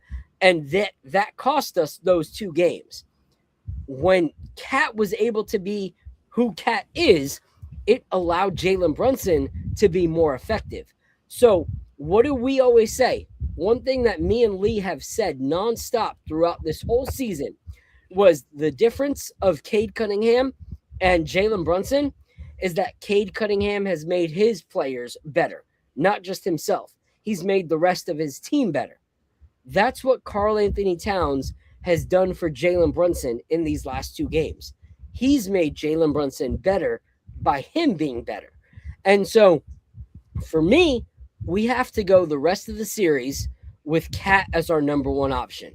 Brunson has to sacrifice his pride so that we can make it to the second round. And honestly, that might be what it looks like for the rest of the playoffs. And Jalen needs to be willing to be captain of the team by being sacrificial. A real captain sacrifices. You watch any childhood movie that we watched, from the Mighty Ducks to anything else, and the real captain was the captain that was willing to say, it's about the win and it's about the team. It's not about me. And that's what Jalen Brunson needs to do.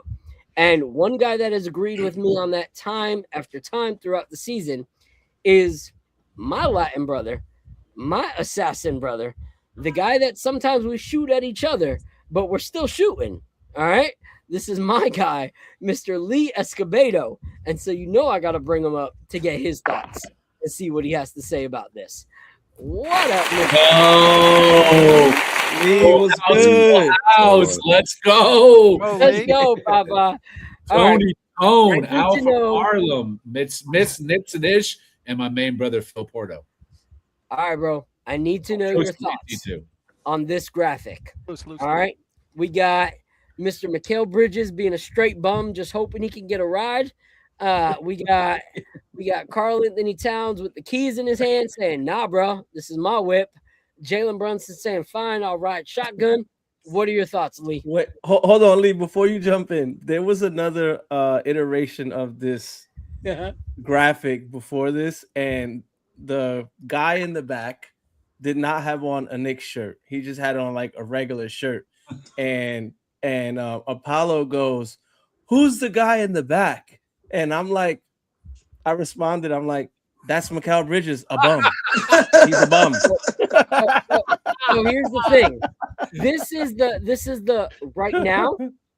This is the if he continues to play the way that he did. This is the off season. He's got no Knicks jersey on. All right. This is the off season Mikal Bridges if he keeps on going the way he's going. All right. So what are your thoughts, Lee? Phil, I think I was listening to the show. Agree 100% with Miss Nits and Ish, which doesn't surprise me. I don't think her and I have ever disagreed. I love the way her brain works. I think she's one of the more intelligent Knicks fans we have in this YouTube community. Phil, I think I'm going to take it a little bit further, and I think you feel this way too. You might not be ready to say it. I think moving forward, Karl Anthony Towns should be the number one option. Yep. I think we should run the offense through him continuously in every round of this play. And every season moving forward, as long as those two on the team, it just makes more sense. It's bigger gravity. It's better opportunities for everybody else. And Cat seems to make his teammates better at a level even higher than Jalen Brunson by his sheer force and ability as a decoy, even if he's not shooting. So why not run the offense through your 7-foot big man who can shoot threes, post up, and hit mid-range? It made sense to me. Yeah, no, I agree. At the end of the day, though he's the point guard, he's not known for the assists, at the end of the day. Cat can get 10 assists easily at the end of the night. It looks more of a chore for Jalen Brunson to get 8 assists. And at the end of the day, I love them both, but Cat does have the better bag when it comes to leading the team. You see it more effortless. Like, one thing we've talked about is how Cade throughout the season, he struggled a little bit, in these playoffs, but he's made his other players better. And that's why he's the number one option. Cat makes OG better. Cat makes Alvarado better. Cat makes Hart better. You can't really say that about Jalen Brunson, that he makes the other guys around him better. And so I agree with you.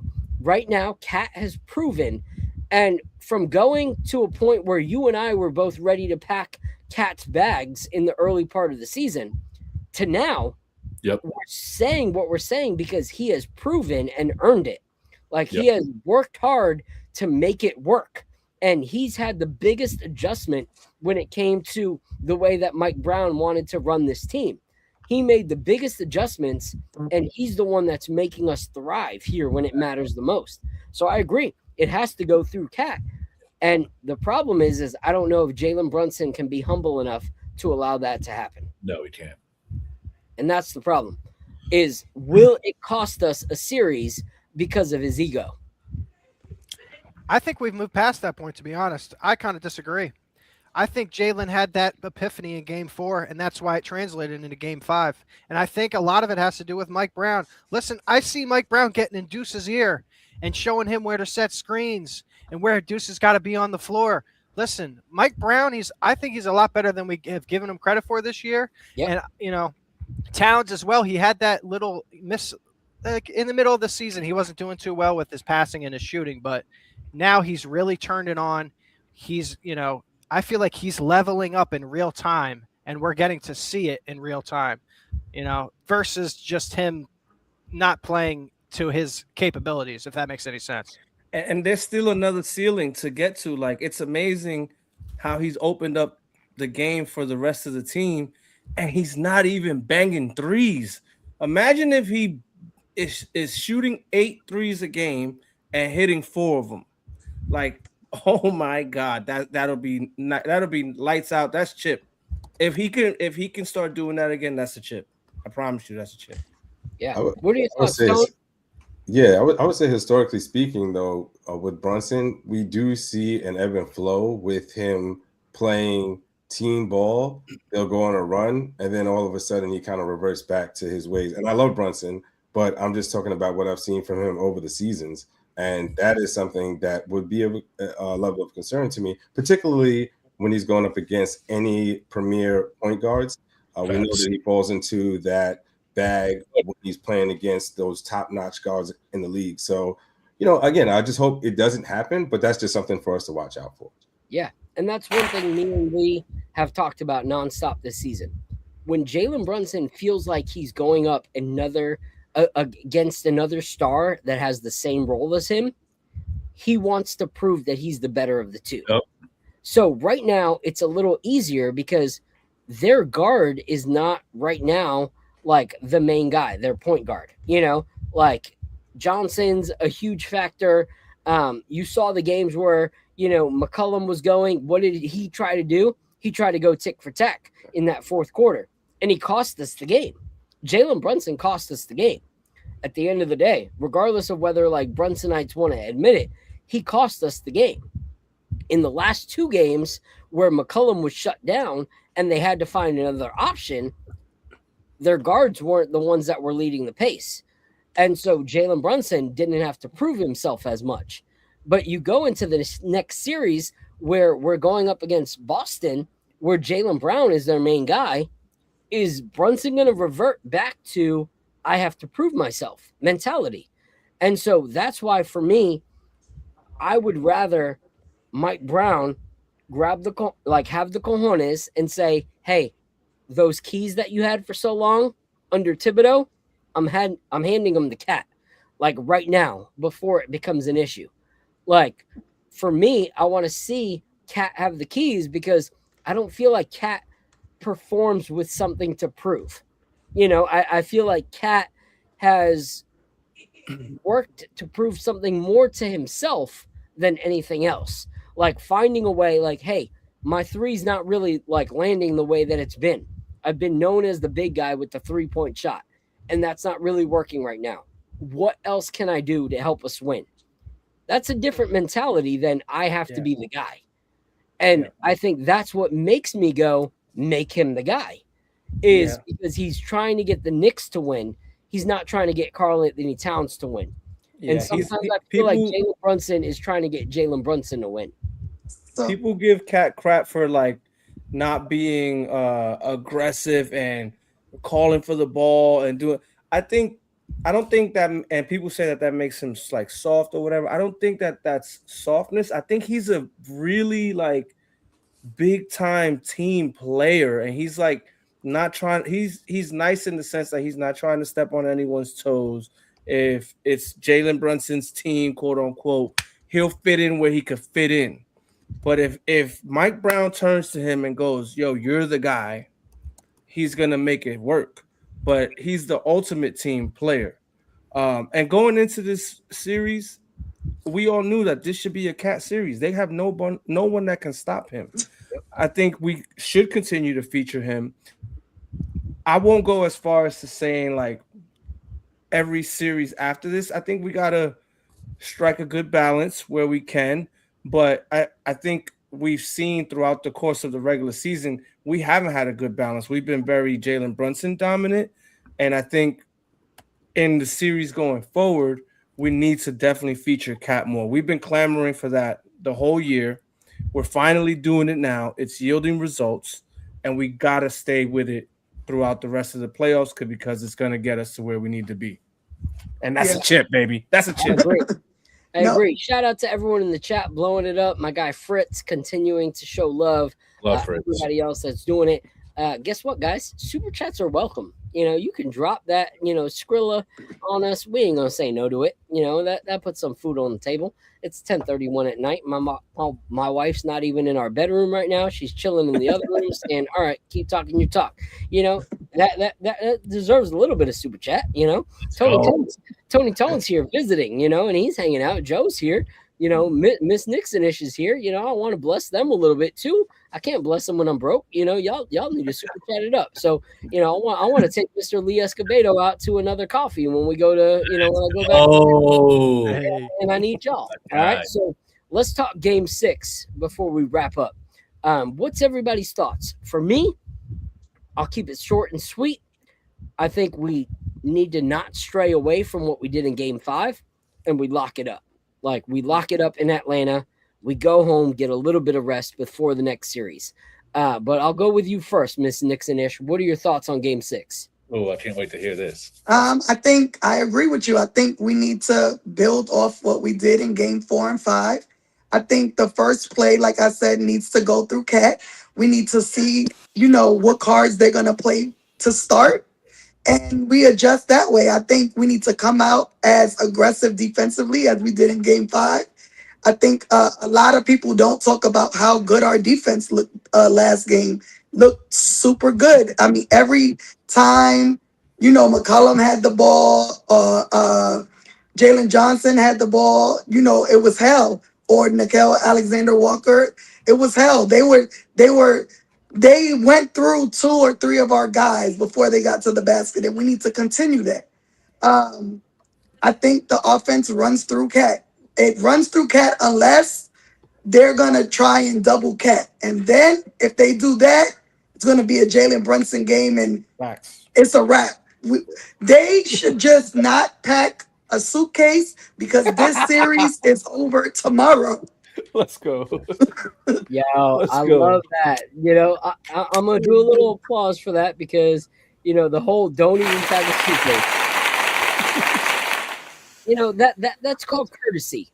Us as Knicks content creators, we have compassion in our hearts. We want the Hawks to save time. Don't spend time away from your family packing a bag. Don't think about what flight you have to take or what you're going to eat in New York City.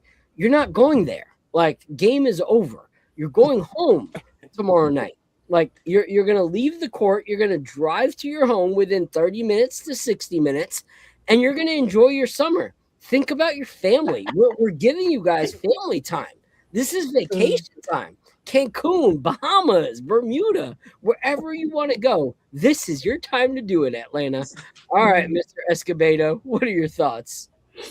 First of all, I want to say how grateful I am to be able to share this the stage with this panel. This is a very esteemed panel, and I want to give a special shout out to my Dallas sister, Miss Nitsanish, who, again, as I said, I think you worded it perfectly. She's also a kind soul, but she will snap at you if you try to get at her with a bad take on Twitter. She's not afraid to stand her ground, but she's one of the few people I never found myself disagreeing with her point of view. And I think she's one of my favorite Mount Rushmore Knit fans on Knit's Twitter. So I just wanted to give her some double blessings and flowers while she joined our show. I agree. I think our bench needs to be significant in their contribution to tomorrow's game. I think Orlando had trouble closing out Detroit today. Obviously, they didn't have Franz, but really Anthony Black was the only one who chipped in significantly off their bench. They had to rely a lot on Paolo Banchero. I hope our bench comes through and puts the foot on the net of the hot second unit, because I think they're going to break out Buddy Hield this next game to try to do some shooting off the bench in place of Corey Kispert, who got absolutely obliterated by Jalen Brunson and everybody else who he tried to guard on switches. He was awful and has given him nothing all series. You might even see Zachary Ricochet, although I think that's less likely than Buddy Hield. I think Kamina's going to come out and try to be dominant off the bench as well. So if our bench can match some of that energy, Mitch is going to do Mitch things. Now he's getting lobs and pick and roll, setting those inverted screens and getting rolling to the basket. Fantastic. But also I want to give props to Jordan Clarkson and Deuce and Bride. They're shooting and scoring mid-range and floaters. To me, that's what we win by 20 by. If we had to depend on a Jalen Brunson 30-piece or a Cat near triple-double, yes, we can win, but I want to blow out, y'all. I started becoming a fan in 2002. I missed the Ewing 90s. I missed the 99 finals. I started watching when we were ass. Glenn Rice, Gucci Norris, Othello Harrington. I saw that 04 team. Yo, you're a real fan. Bless you.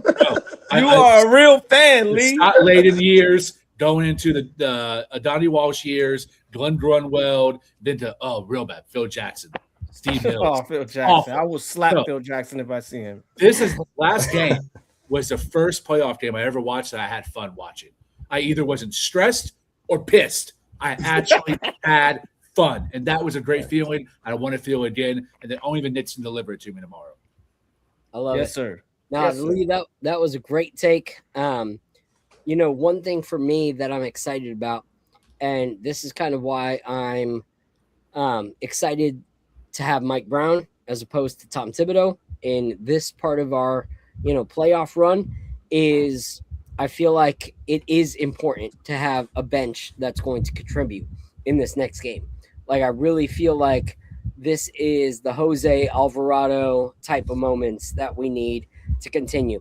And Jose's on a high. We're utilizing him. We're giving him praise. And for a guy like Jose, who loves, the spotlight, the more you give him, the more hungry he is to deliver. And so I think that that's a huge, huge opportunity. And so that's why I want to do this real quick before I go to Tone and Joe and Al. This is my run that back moment.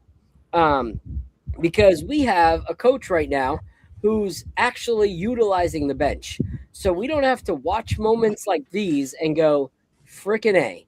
If we actually had a coach that would have played our bench more, this could have been. Shout out Tibbs. So, all right. Sorry. Shout out to Tibbs. This is my guy, the guy that I wanted to die as a New York Knicks, Mr. Quentin Grimes, making I didn't see this. So. Brown look like a complete bum. Yeah, I heard he had him in jail last night. So here's Grimes from 3, like nothing. it's when he's face guarding them. Oh yeah, when he guards him, it destroys him. Here it comes. Man, this is beauty. Mm. Look at this. No. He's harassing him. Oh man. He don't have a handle. He's known to not have a handle. Right. Good D. Good D. Right.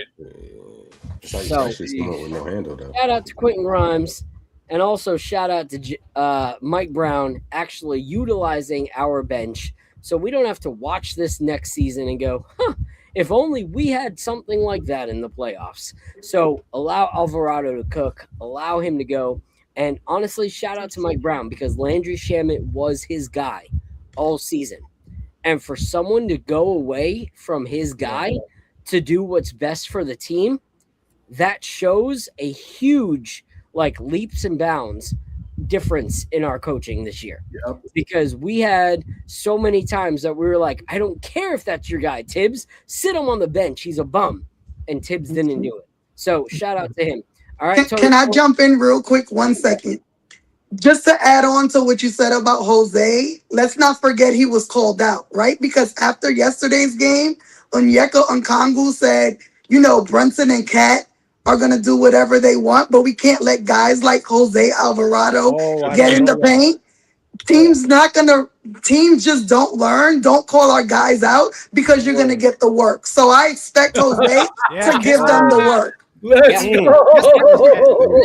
That's it right there. It's so stupid. Like, there's so many players on our team that you can call out that aren't going to show up the next game and make you eat your words. Jose Alvarado is not that guy.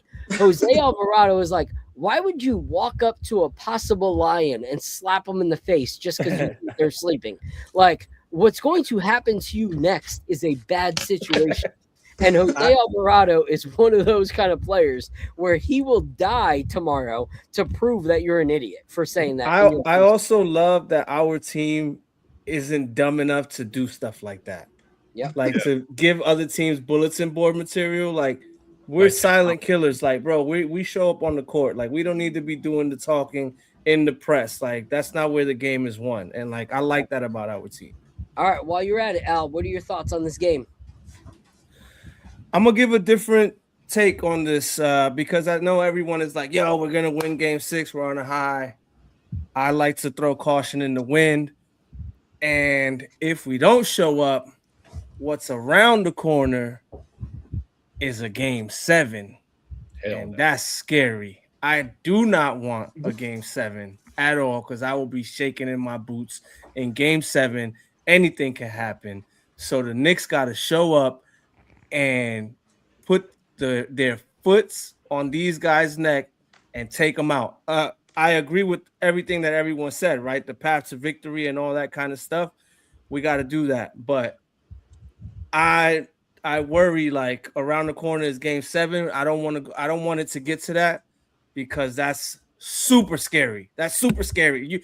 Everyone thinks that we won already. We're in round 2. Hold on, we're not in round 2 yet. And if we lose, what's around the corner is mad scary. So that's kind of where my head's at and what I'm thinking. I do think we're gonna win, obviously, but I just think about worst case scenario and I start getting nervous. I'll give my thoughts on that after, but I'm gonna let Tony Tone give his thoughts.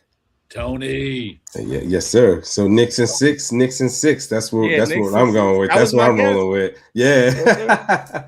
So with that said, I'm looking at OG Anunoby. Do you know me? That's my little rhyme for him. I like what he puts out on the court. And honestly, he's like a Swiss Army knife. Looking at his stats, and I'm sure you went over this earlier, 17 points, 10 rebounds, 2 steals, 1 assist, 1 block. Bro literally filled up the stats. He did everything that you can do on the court. So I'm looking at OG to have a great game, a very impactful game. To close out game 6. Also, of everything we all said, running through Towns, him being the center of the offense. I think Brunson has a great game, similar to, or repeated game 5, essentially. And then from the bench, we were talking about Alvarado. So GTA, I absolutely seeing him coming out, showing out like he's in the Garden, putting in that grit, having an impactful game as well. And then lastly, Mitch Robb. I definitely see, him showing out offensive boards, him attacking the paint, getting those putbacks, and just Lob City. And I just can't wait to see those in game 6. I'm sure Atlanta's going to make adjustments, but again, if they continue to play through Cat, I really don't see, what the alternative is for them. They double up on Cat, as Mrs. Nick said earlier. Then they pass it out to Brunson, and then Brunson has a big game. So, either way, it's like pick your poison. So, Knicks and 6, y'all. Let's go. Love it. All right, Joe. I'm going to have you give your thoughts before I give mine. Yeah, man, for me, it's all about, replicating success. We did what we did in game 4 and game 5, and that was good for me to see. But there's one thing I really want to touch on. I don't know if you guys talked about it yet, but the Hawks, they shot 31% from 3. So we got to make sure we continue to have that good defense and make sure they don't hit their threes. And for us on the other end, we shot 60% from the field because we were getting in the paint and we were living from two. So if we can keep the equation that we're using, make sure we're killing them in the paint, we're getting our 2-pointers. You know, every time we get a rebound, we run and we convert in transition. That's going to be the make or break, because this Hawks team, they're going to try to get up 42 3-pointers. And hopefully they only make 30% of them, because if that's the case, we're going to win this game 6, and there isn't going to be a game 7, because this Hawks team is relying on making their threes, and that's all they got, because our defense is way too good. Our offense is way too good. So if you ask me, I don't see this going to game 7. I see us wrapping this up in ATL. Let's go. Yeah. Yes, Cook. sir. Yes, All right. sir. So with my thoughts, you know, I believe I've said it since day one that it was Knicks in 6, and I believe it is. And here's one thing I'm going to share real quick on the screen, because when you have guys like this on the bench that get it, it shows that it's not just him, but the rest of the team that understands the importance of this next game. So I'm actually going to put the volume up. JC. Short enough that I'm not going to deal with any legality issues. 21 on the glass. Like you mentioned, your transition defense only limited to 4 fast break points. How important were those two factors in the game tonight? Big time. Coming into Atlanta, they're going to try to rear their team up, and we're playing for their lives down there. So, got to continue to focus, continue to do what we've been doing at a higher level now to finish them off. Plus 21. So when you have guys on your bench saying, what we've done, we needed to do it, and then we need to finish them off. Like, he understands the task at hand, which means... Did you hear that- Cat's quote? Which one? Cat said, the toughest game to win is the game where you're trying to end someone's season. Exactly. Yep. So they know, like, this is going to be a hard game. Exactly. So for them, they're not looking for a game 7. They're looking for, like, cutthroat game 6. Yeah. And I need it. how many interviews have we all watched as Knicks content creators and been like, what are you talking about? They wanted it more. What are you talking about? You just didn't deliver. Like, that's not an excuse. But for them to say, this is the end point, this is where we are ending their season, that shows that they understand the importance of this next game. And so for me, regardless of whatever, I think this is it. The only way it's not is if Jalen Brunson reverts back to selfish ways. And I'm hoping after these last 2 games where he has seen that he can still get his shine and be considered player of the game by letting Cat have the keys, I think that is going to be our key. If he allows that to fuel him in this game and the rest of the playoffs, this team is going to be tough to beat. Like, absolutely tough to beat. So the only thing for me that makes us take a step back is if Jalen Brunson's ego gets in the way. And I'm hoping that does not happen. I don't think it'll happen, because there was that clip going around the Twitterverse where, shout out to Rick, man. Rick put his feet to the fire, and Rick was calling him out on the sidelines, and he was like, pass the freaking ball. Like, Move the ball. yeah. That is actually the first time that I've felt like I did not want Rick Brunson on our coaching staff. But he saw what was at hand, and he called him out and said, pass the freaking ball. Yep. And that's what Jalen needs to hear, is people that are saying, I don't care who you are or who you think you are. There's a team at stake here. There's a championship at stake here. There's jobs at stake here. If you want this to last, stop being so prideful. And I loved watching that clip. So for me, I'm hoping that we take it in 6, get a little bit of rest before this next series, because we're going to need it against Boston. But I think that if we keep playing the way that we do, this team is going to thrive, and it's going to be beautiful. And so I'm excited for it. I'm excited for what's to come. I'm excited to continue to grow with everybody on this freaking panel. This is seriously such a blessing. Tone, let everybody know where they can follow and support you. Yes, absolutely. I'm on Facebook, Tony Tones Real Talk, as you see it written there. I'm also on Instagram as well. I love it. I love it. Support him. He is seriously a new and upcoming beautiful basketball mind, but even better than that, the reason I get behind him is because not only are his takes solid, but he's even better as a man and a family man, and it's someone that actually is worth supporting as a person as well as a content creator. So make sure you support my guy Tone. Joe, let people know where they can follow you, my guy. Hey, man, you guys can follow me, Joe from AC on YouTube. I got a new video out talking about Jalen Brunson cross screening and stuff like that. Check me out. I just started the platform up, so it's only been up for a couple of weeks, but I'm hoping, over time we get it running. So I'll have some panel talk and everything. Yeah, we'll get there, bro. We'll get there. All right, Mr. Lee Escobedo, Latin Assassin. Let people know where they can follow you in the Substack. You can argue with me on Twitter at _Lee Escobedo, LESCOBEDO. I love this mode, Brandon, in every way, political, sports. I don't care. Debating is my number one favorite hobby. I also going to have some Substack heat this week. Once we close out tomorrow in Game 6, I'll have a full series breakdown, as well as have an incoming interview with my main man, Tony Tone. I hope to complete by this weekend and then publish that next week, introducing him to Knit fans, his channel and his presence on Facebook and other social media platforms, and him as a person and fan. I love it. I love it. Quick update, real quick, before I go to Knicks and Pistons now are 3-2, and Orlando still leads the series, but they won 116-109. Tonight, the Cavaliers won, even though the playing great.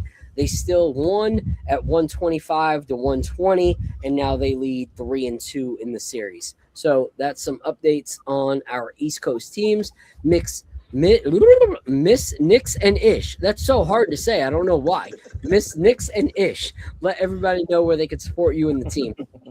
So you can find us on all platforms at Knicks and Ish. So Knicks, the letter N, and then ISH. We generally go on 30 minutes after each game. And then on the off season, it's usually once a week. You can follow me personally on all platforms at Mrs. Knicks, Mrs._Knicks. Definitely come show some love. I love it. I love it. I love it. All right, Al, let everybody know where they can find you, my host. Yo, before that, I just want to say I just followed Miss Knicks and Ish on Twitter. So was that not you, or was that the channel? That's me. That's me. Let's go. Okay. I just followed you. Joe, I'm surprised that you didn't make a video of why Jeremy Sohan is greater than Jordan. I do have the Sohan video out. The Sohan is the most recent one. I forgot. Hold up. That reminds me. All right. Hey, let's go, baby. Phil graphic for everything. Mr. Air Sohan killing it last night. So Joe, I was watching the game with Phil last night in person. We were watching the game together, and I was going crazy at that. And I'm like, yo, Sohan is going crazy. I'm like, Joe is gonna be on. Listen, I was telling him Joe is gonna come on the channel raving about this dude. He seriously predicted you being on here tonight talking about Sohan. Yeah, I totally forgot about it. But yeah, man, 3 minutes, 10 points. You're gonna tell me this guy can score 20 points in a half? And he hit a three. The best thing is he hit a three. Oh, that reminds me too. I forgot to say this. The Celtics lost to the Sixers 113-97. Yeah. We won 126-97. If we didn't put Sohan in the game, that's minus 10 points. We're beating the Hawks just the same way that the Sixers are beating the Celtics. And, with a Jeremy Sohan added into the equation, we're looking a little bit better. So, hopefully Mike Brown sees this and he keeps putting them in that lineup, baby. All right. Let's Good go. developments. Ever since he cut his hair, he's been playing better, and his jump shot looks a lot better. All right. My bad. All right, so you can follow me at Al from Harlem on Twitter, on Instagram, and then also we will be going live Nick Life Crisis on Friday, sometime in the late afternoon. We will be live on this channel and also on the Nick Life Crisis channel. So tune in. Appreciate you guys. Let's So go. shout out to everyone in the panel. Shout out to the amazing chat rocking with us all night long. You can follow me on all social media, Knicks_Nightcap. And I'm looking forward to next week. Next week's going to be a good one. We got our guy from Cogent Spirits. And this is seriously like luxury whiskey. Like, you spending a lot of money, but it's actually like top notch, hard to find, just beautiful whiskey. Okay, Phil. Moving on up. It's going to be incredible. So I'm looking forward to it. Shout out to my guy Drew from Circle City for joining us today. The brand is absolutely incredible. Support them if you are a whiskey fan. I posted the link where you can purchase it throughout the episode. But shout out to my panel. Like, seriously, this is why I do this. Like, not so that I can be known, not so that I can have a whole bunch of people follow and like what I do, but this is why I do it. Connections like this, having a brother in Al that can come out, have a cigar, have some pours as we watch, the game out in my, backyard and just kind of chill. Love it. Watching it on a movie screen. My guy Lee Escobedo that I can like go to Dallas with and feel like I'm hanging out with an old high school buddy. My homegirl Nixon-ish that we can hang out for 30 minutes at a halftime show. And it's better than hanging out with some of y'all for hours. My guy Tone that I've never hung out with in person, but I'm like, if this guy lived here, I would spend every freaking Friday night hanging out with this dude. My guy Joe that would come over for family dinners if he was out here in Florida with me. This is why I do this. So thank you guys for being part of it. Thank you guys for sharing in this journey. Thank you for your guys' support and love. I appreciate you guys, and anything I can ever do for you guys, please do not hesitate to ask. Everybody that's watching, thanks for the support. We couldn't do this without viewers. What would be the point? It's like a hip-hop concert with nobody in the crowd. That's just weird. Why would I do that? So thank you all in the chat, in the panel, lighting it up, having conversations. If you drank tonight, do me a favor, drink responsibly. Do not get behind the wheel. I always want to make sure that people drink responsibly, because don't be stupid. Like, this is something to be enjoyed, not something to be abused. And that's something that we're always going to push here at the Knicks Nightcap. So until next time, God bless. Hopefully I'll be talking to you guys as we are in the second round of the NBA playoffs and not having to deal with another stupid Hawks game. So until next time, God bless you guys, and we'll talk to you then. Appreciate you. Let's go, Knicks. Let's go. Knicks. Peace, yo. Let's go, Knicks. Peace.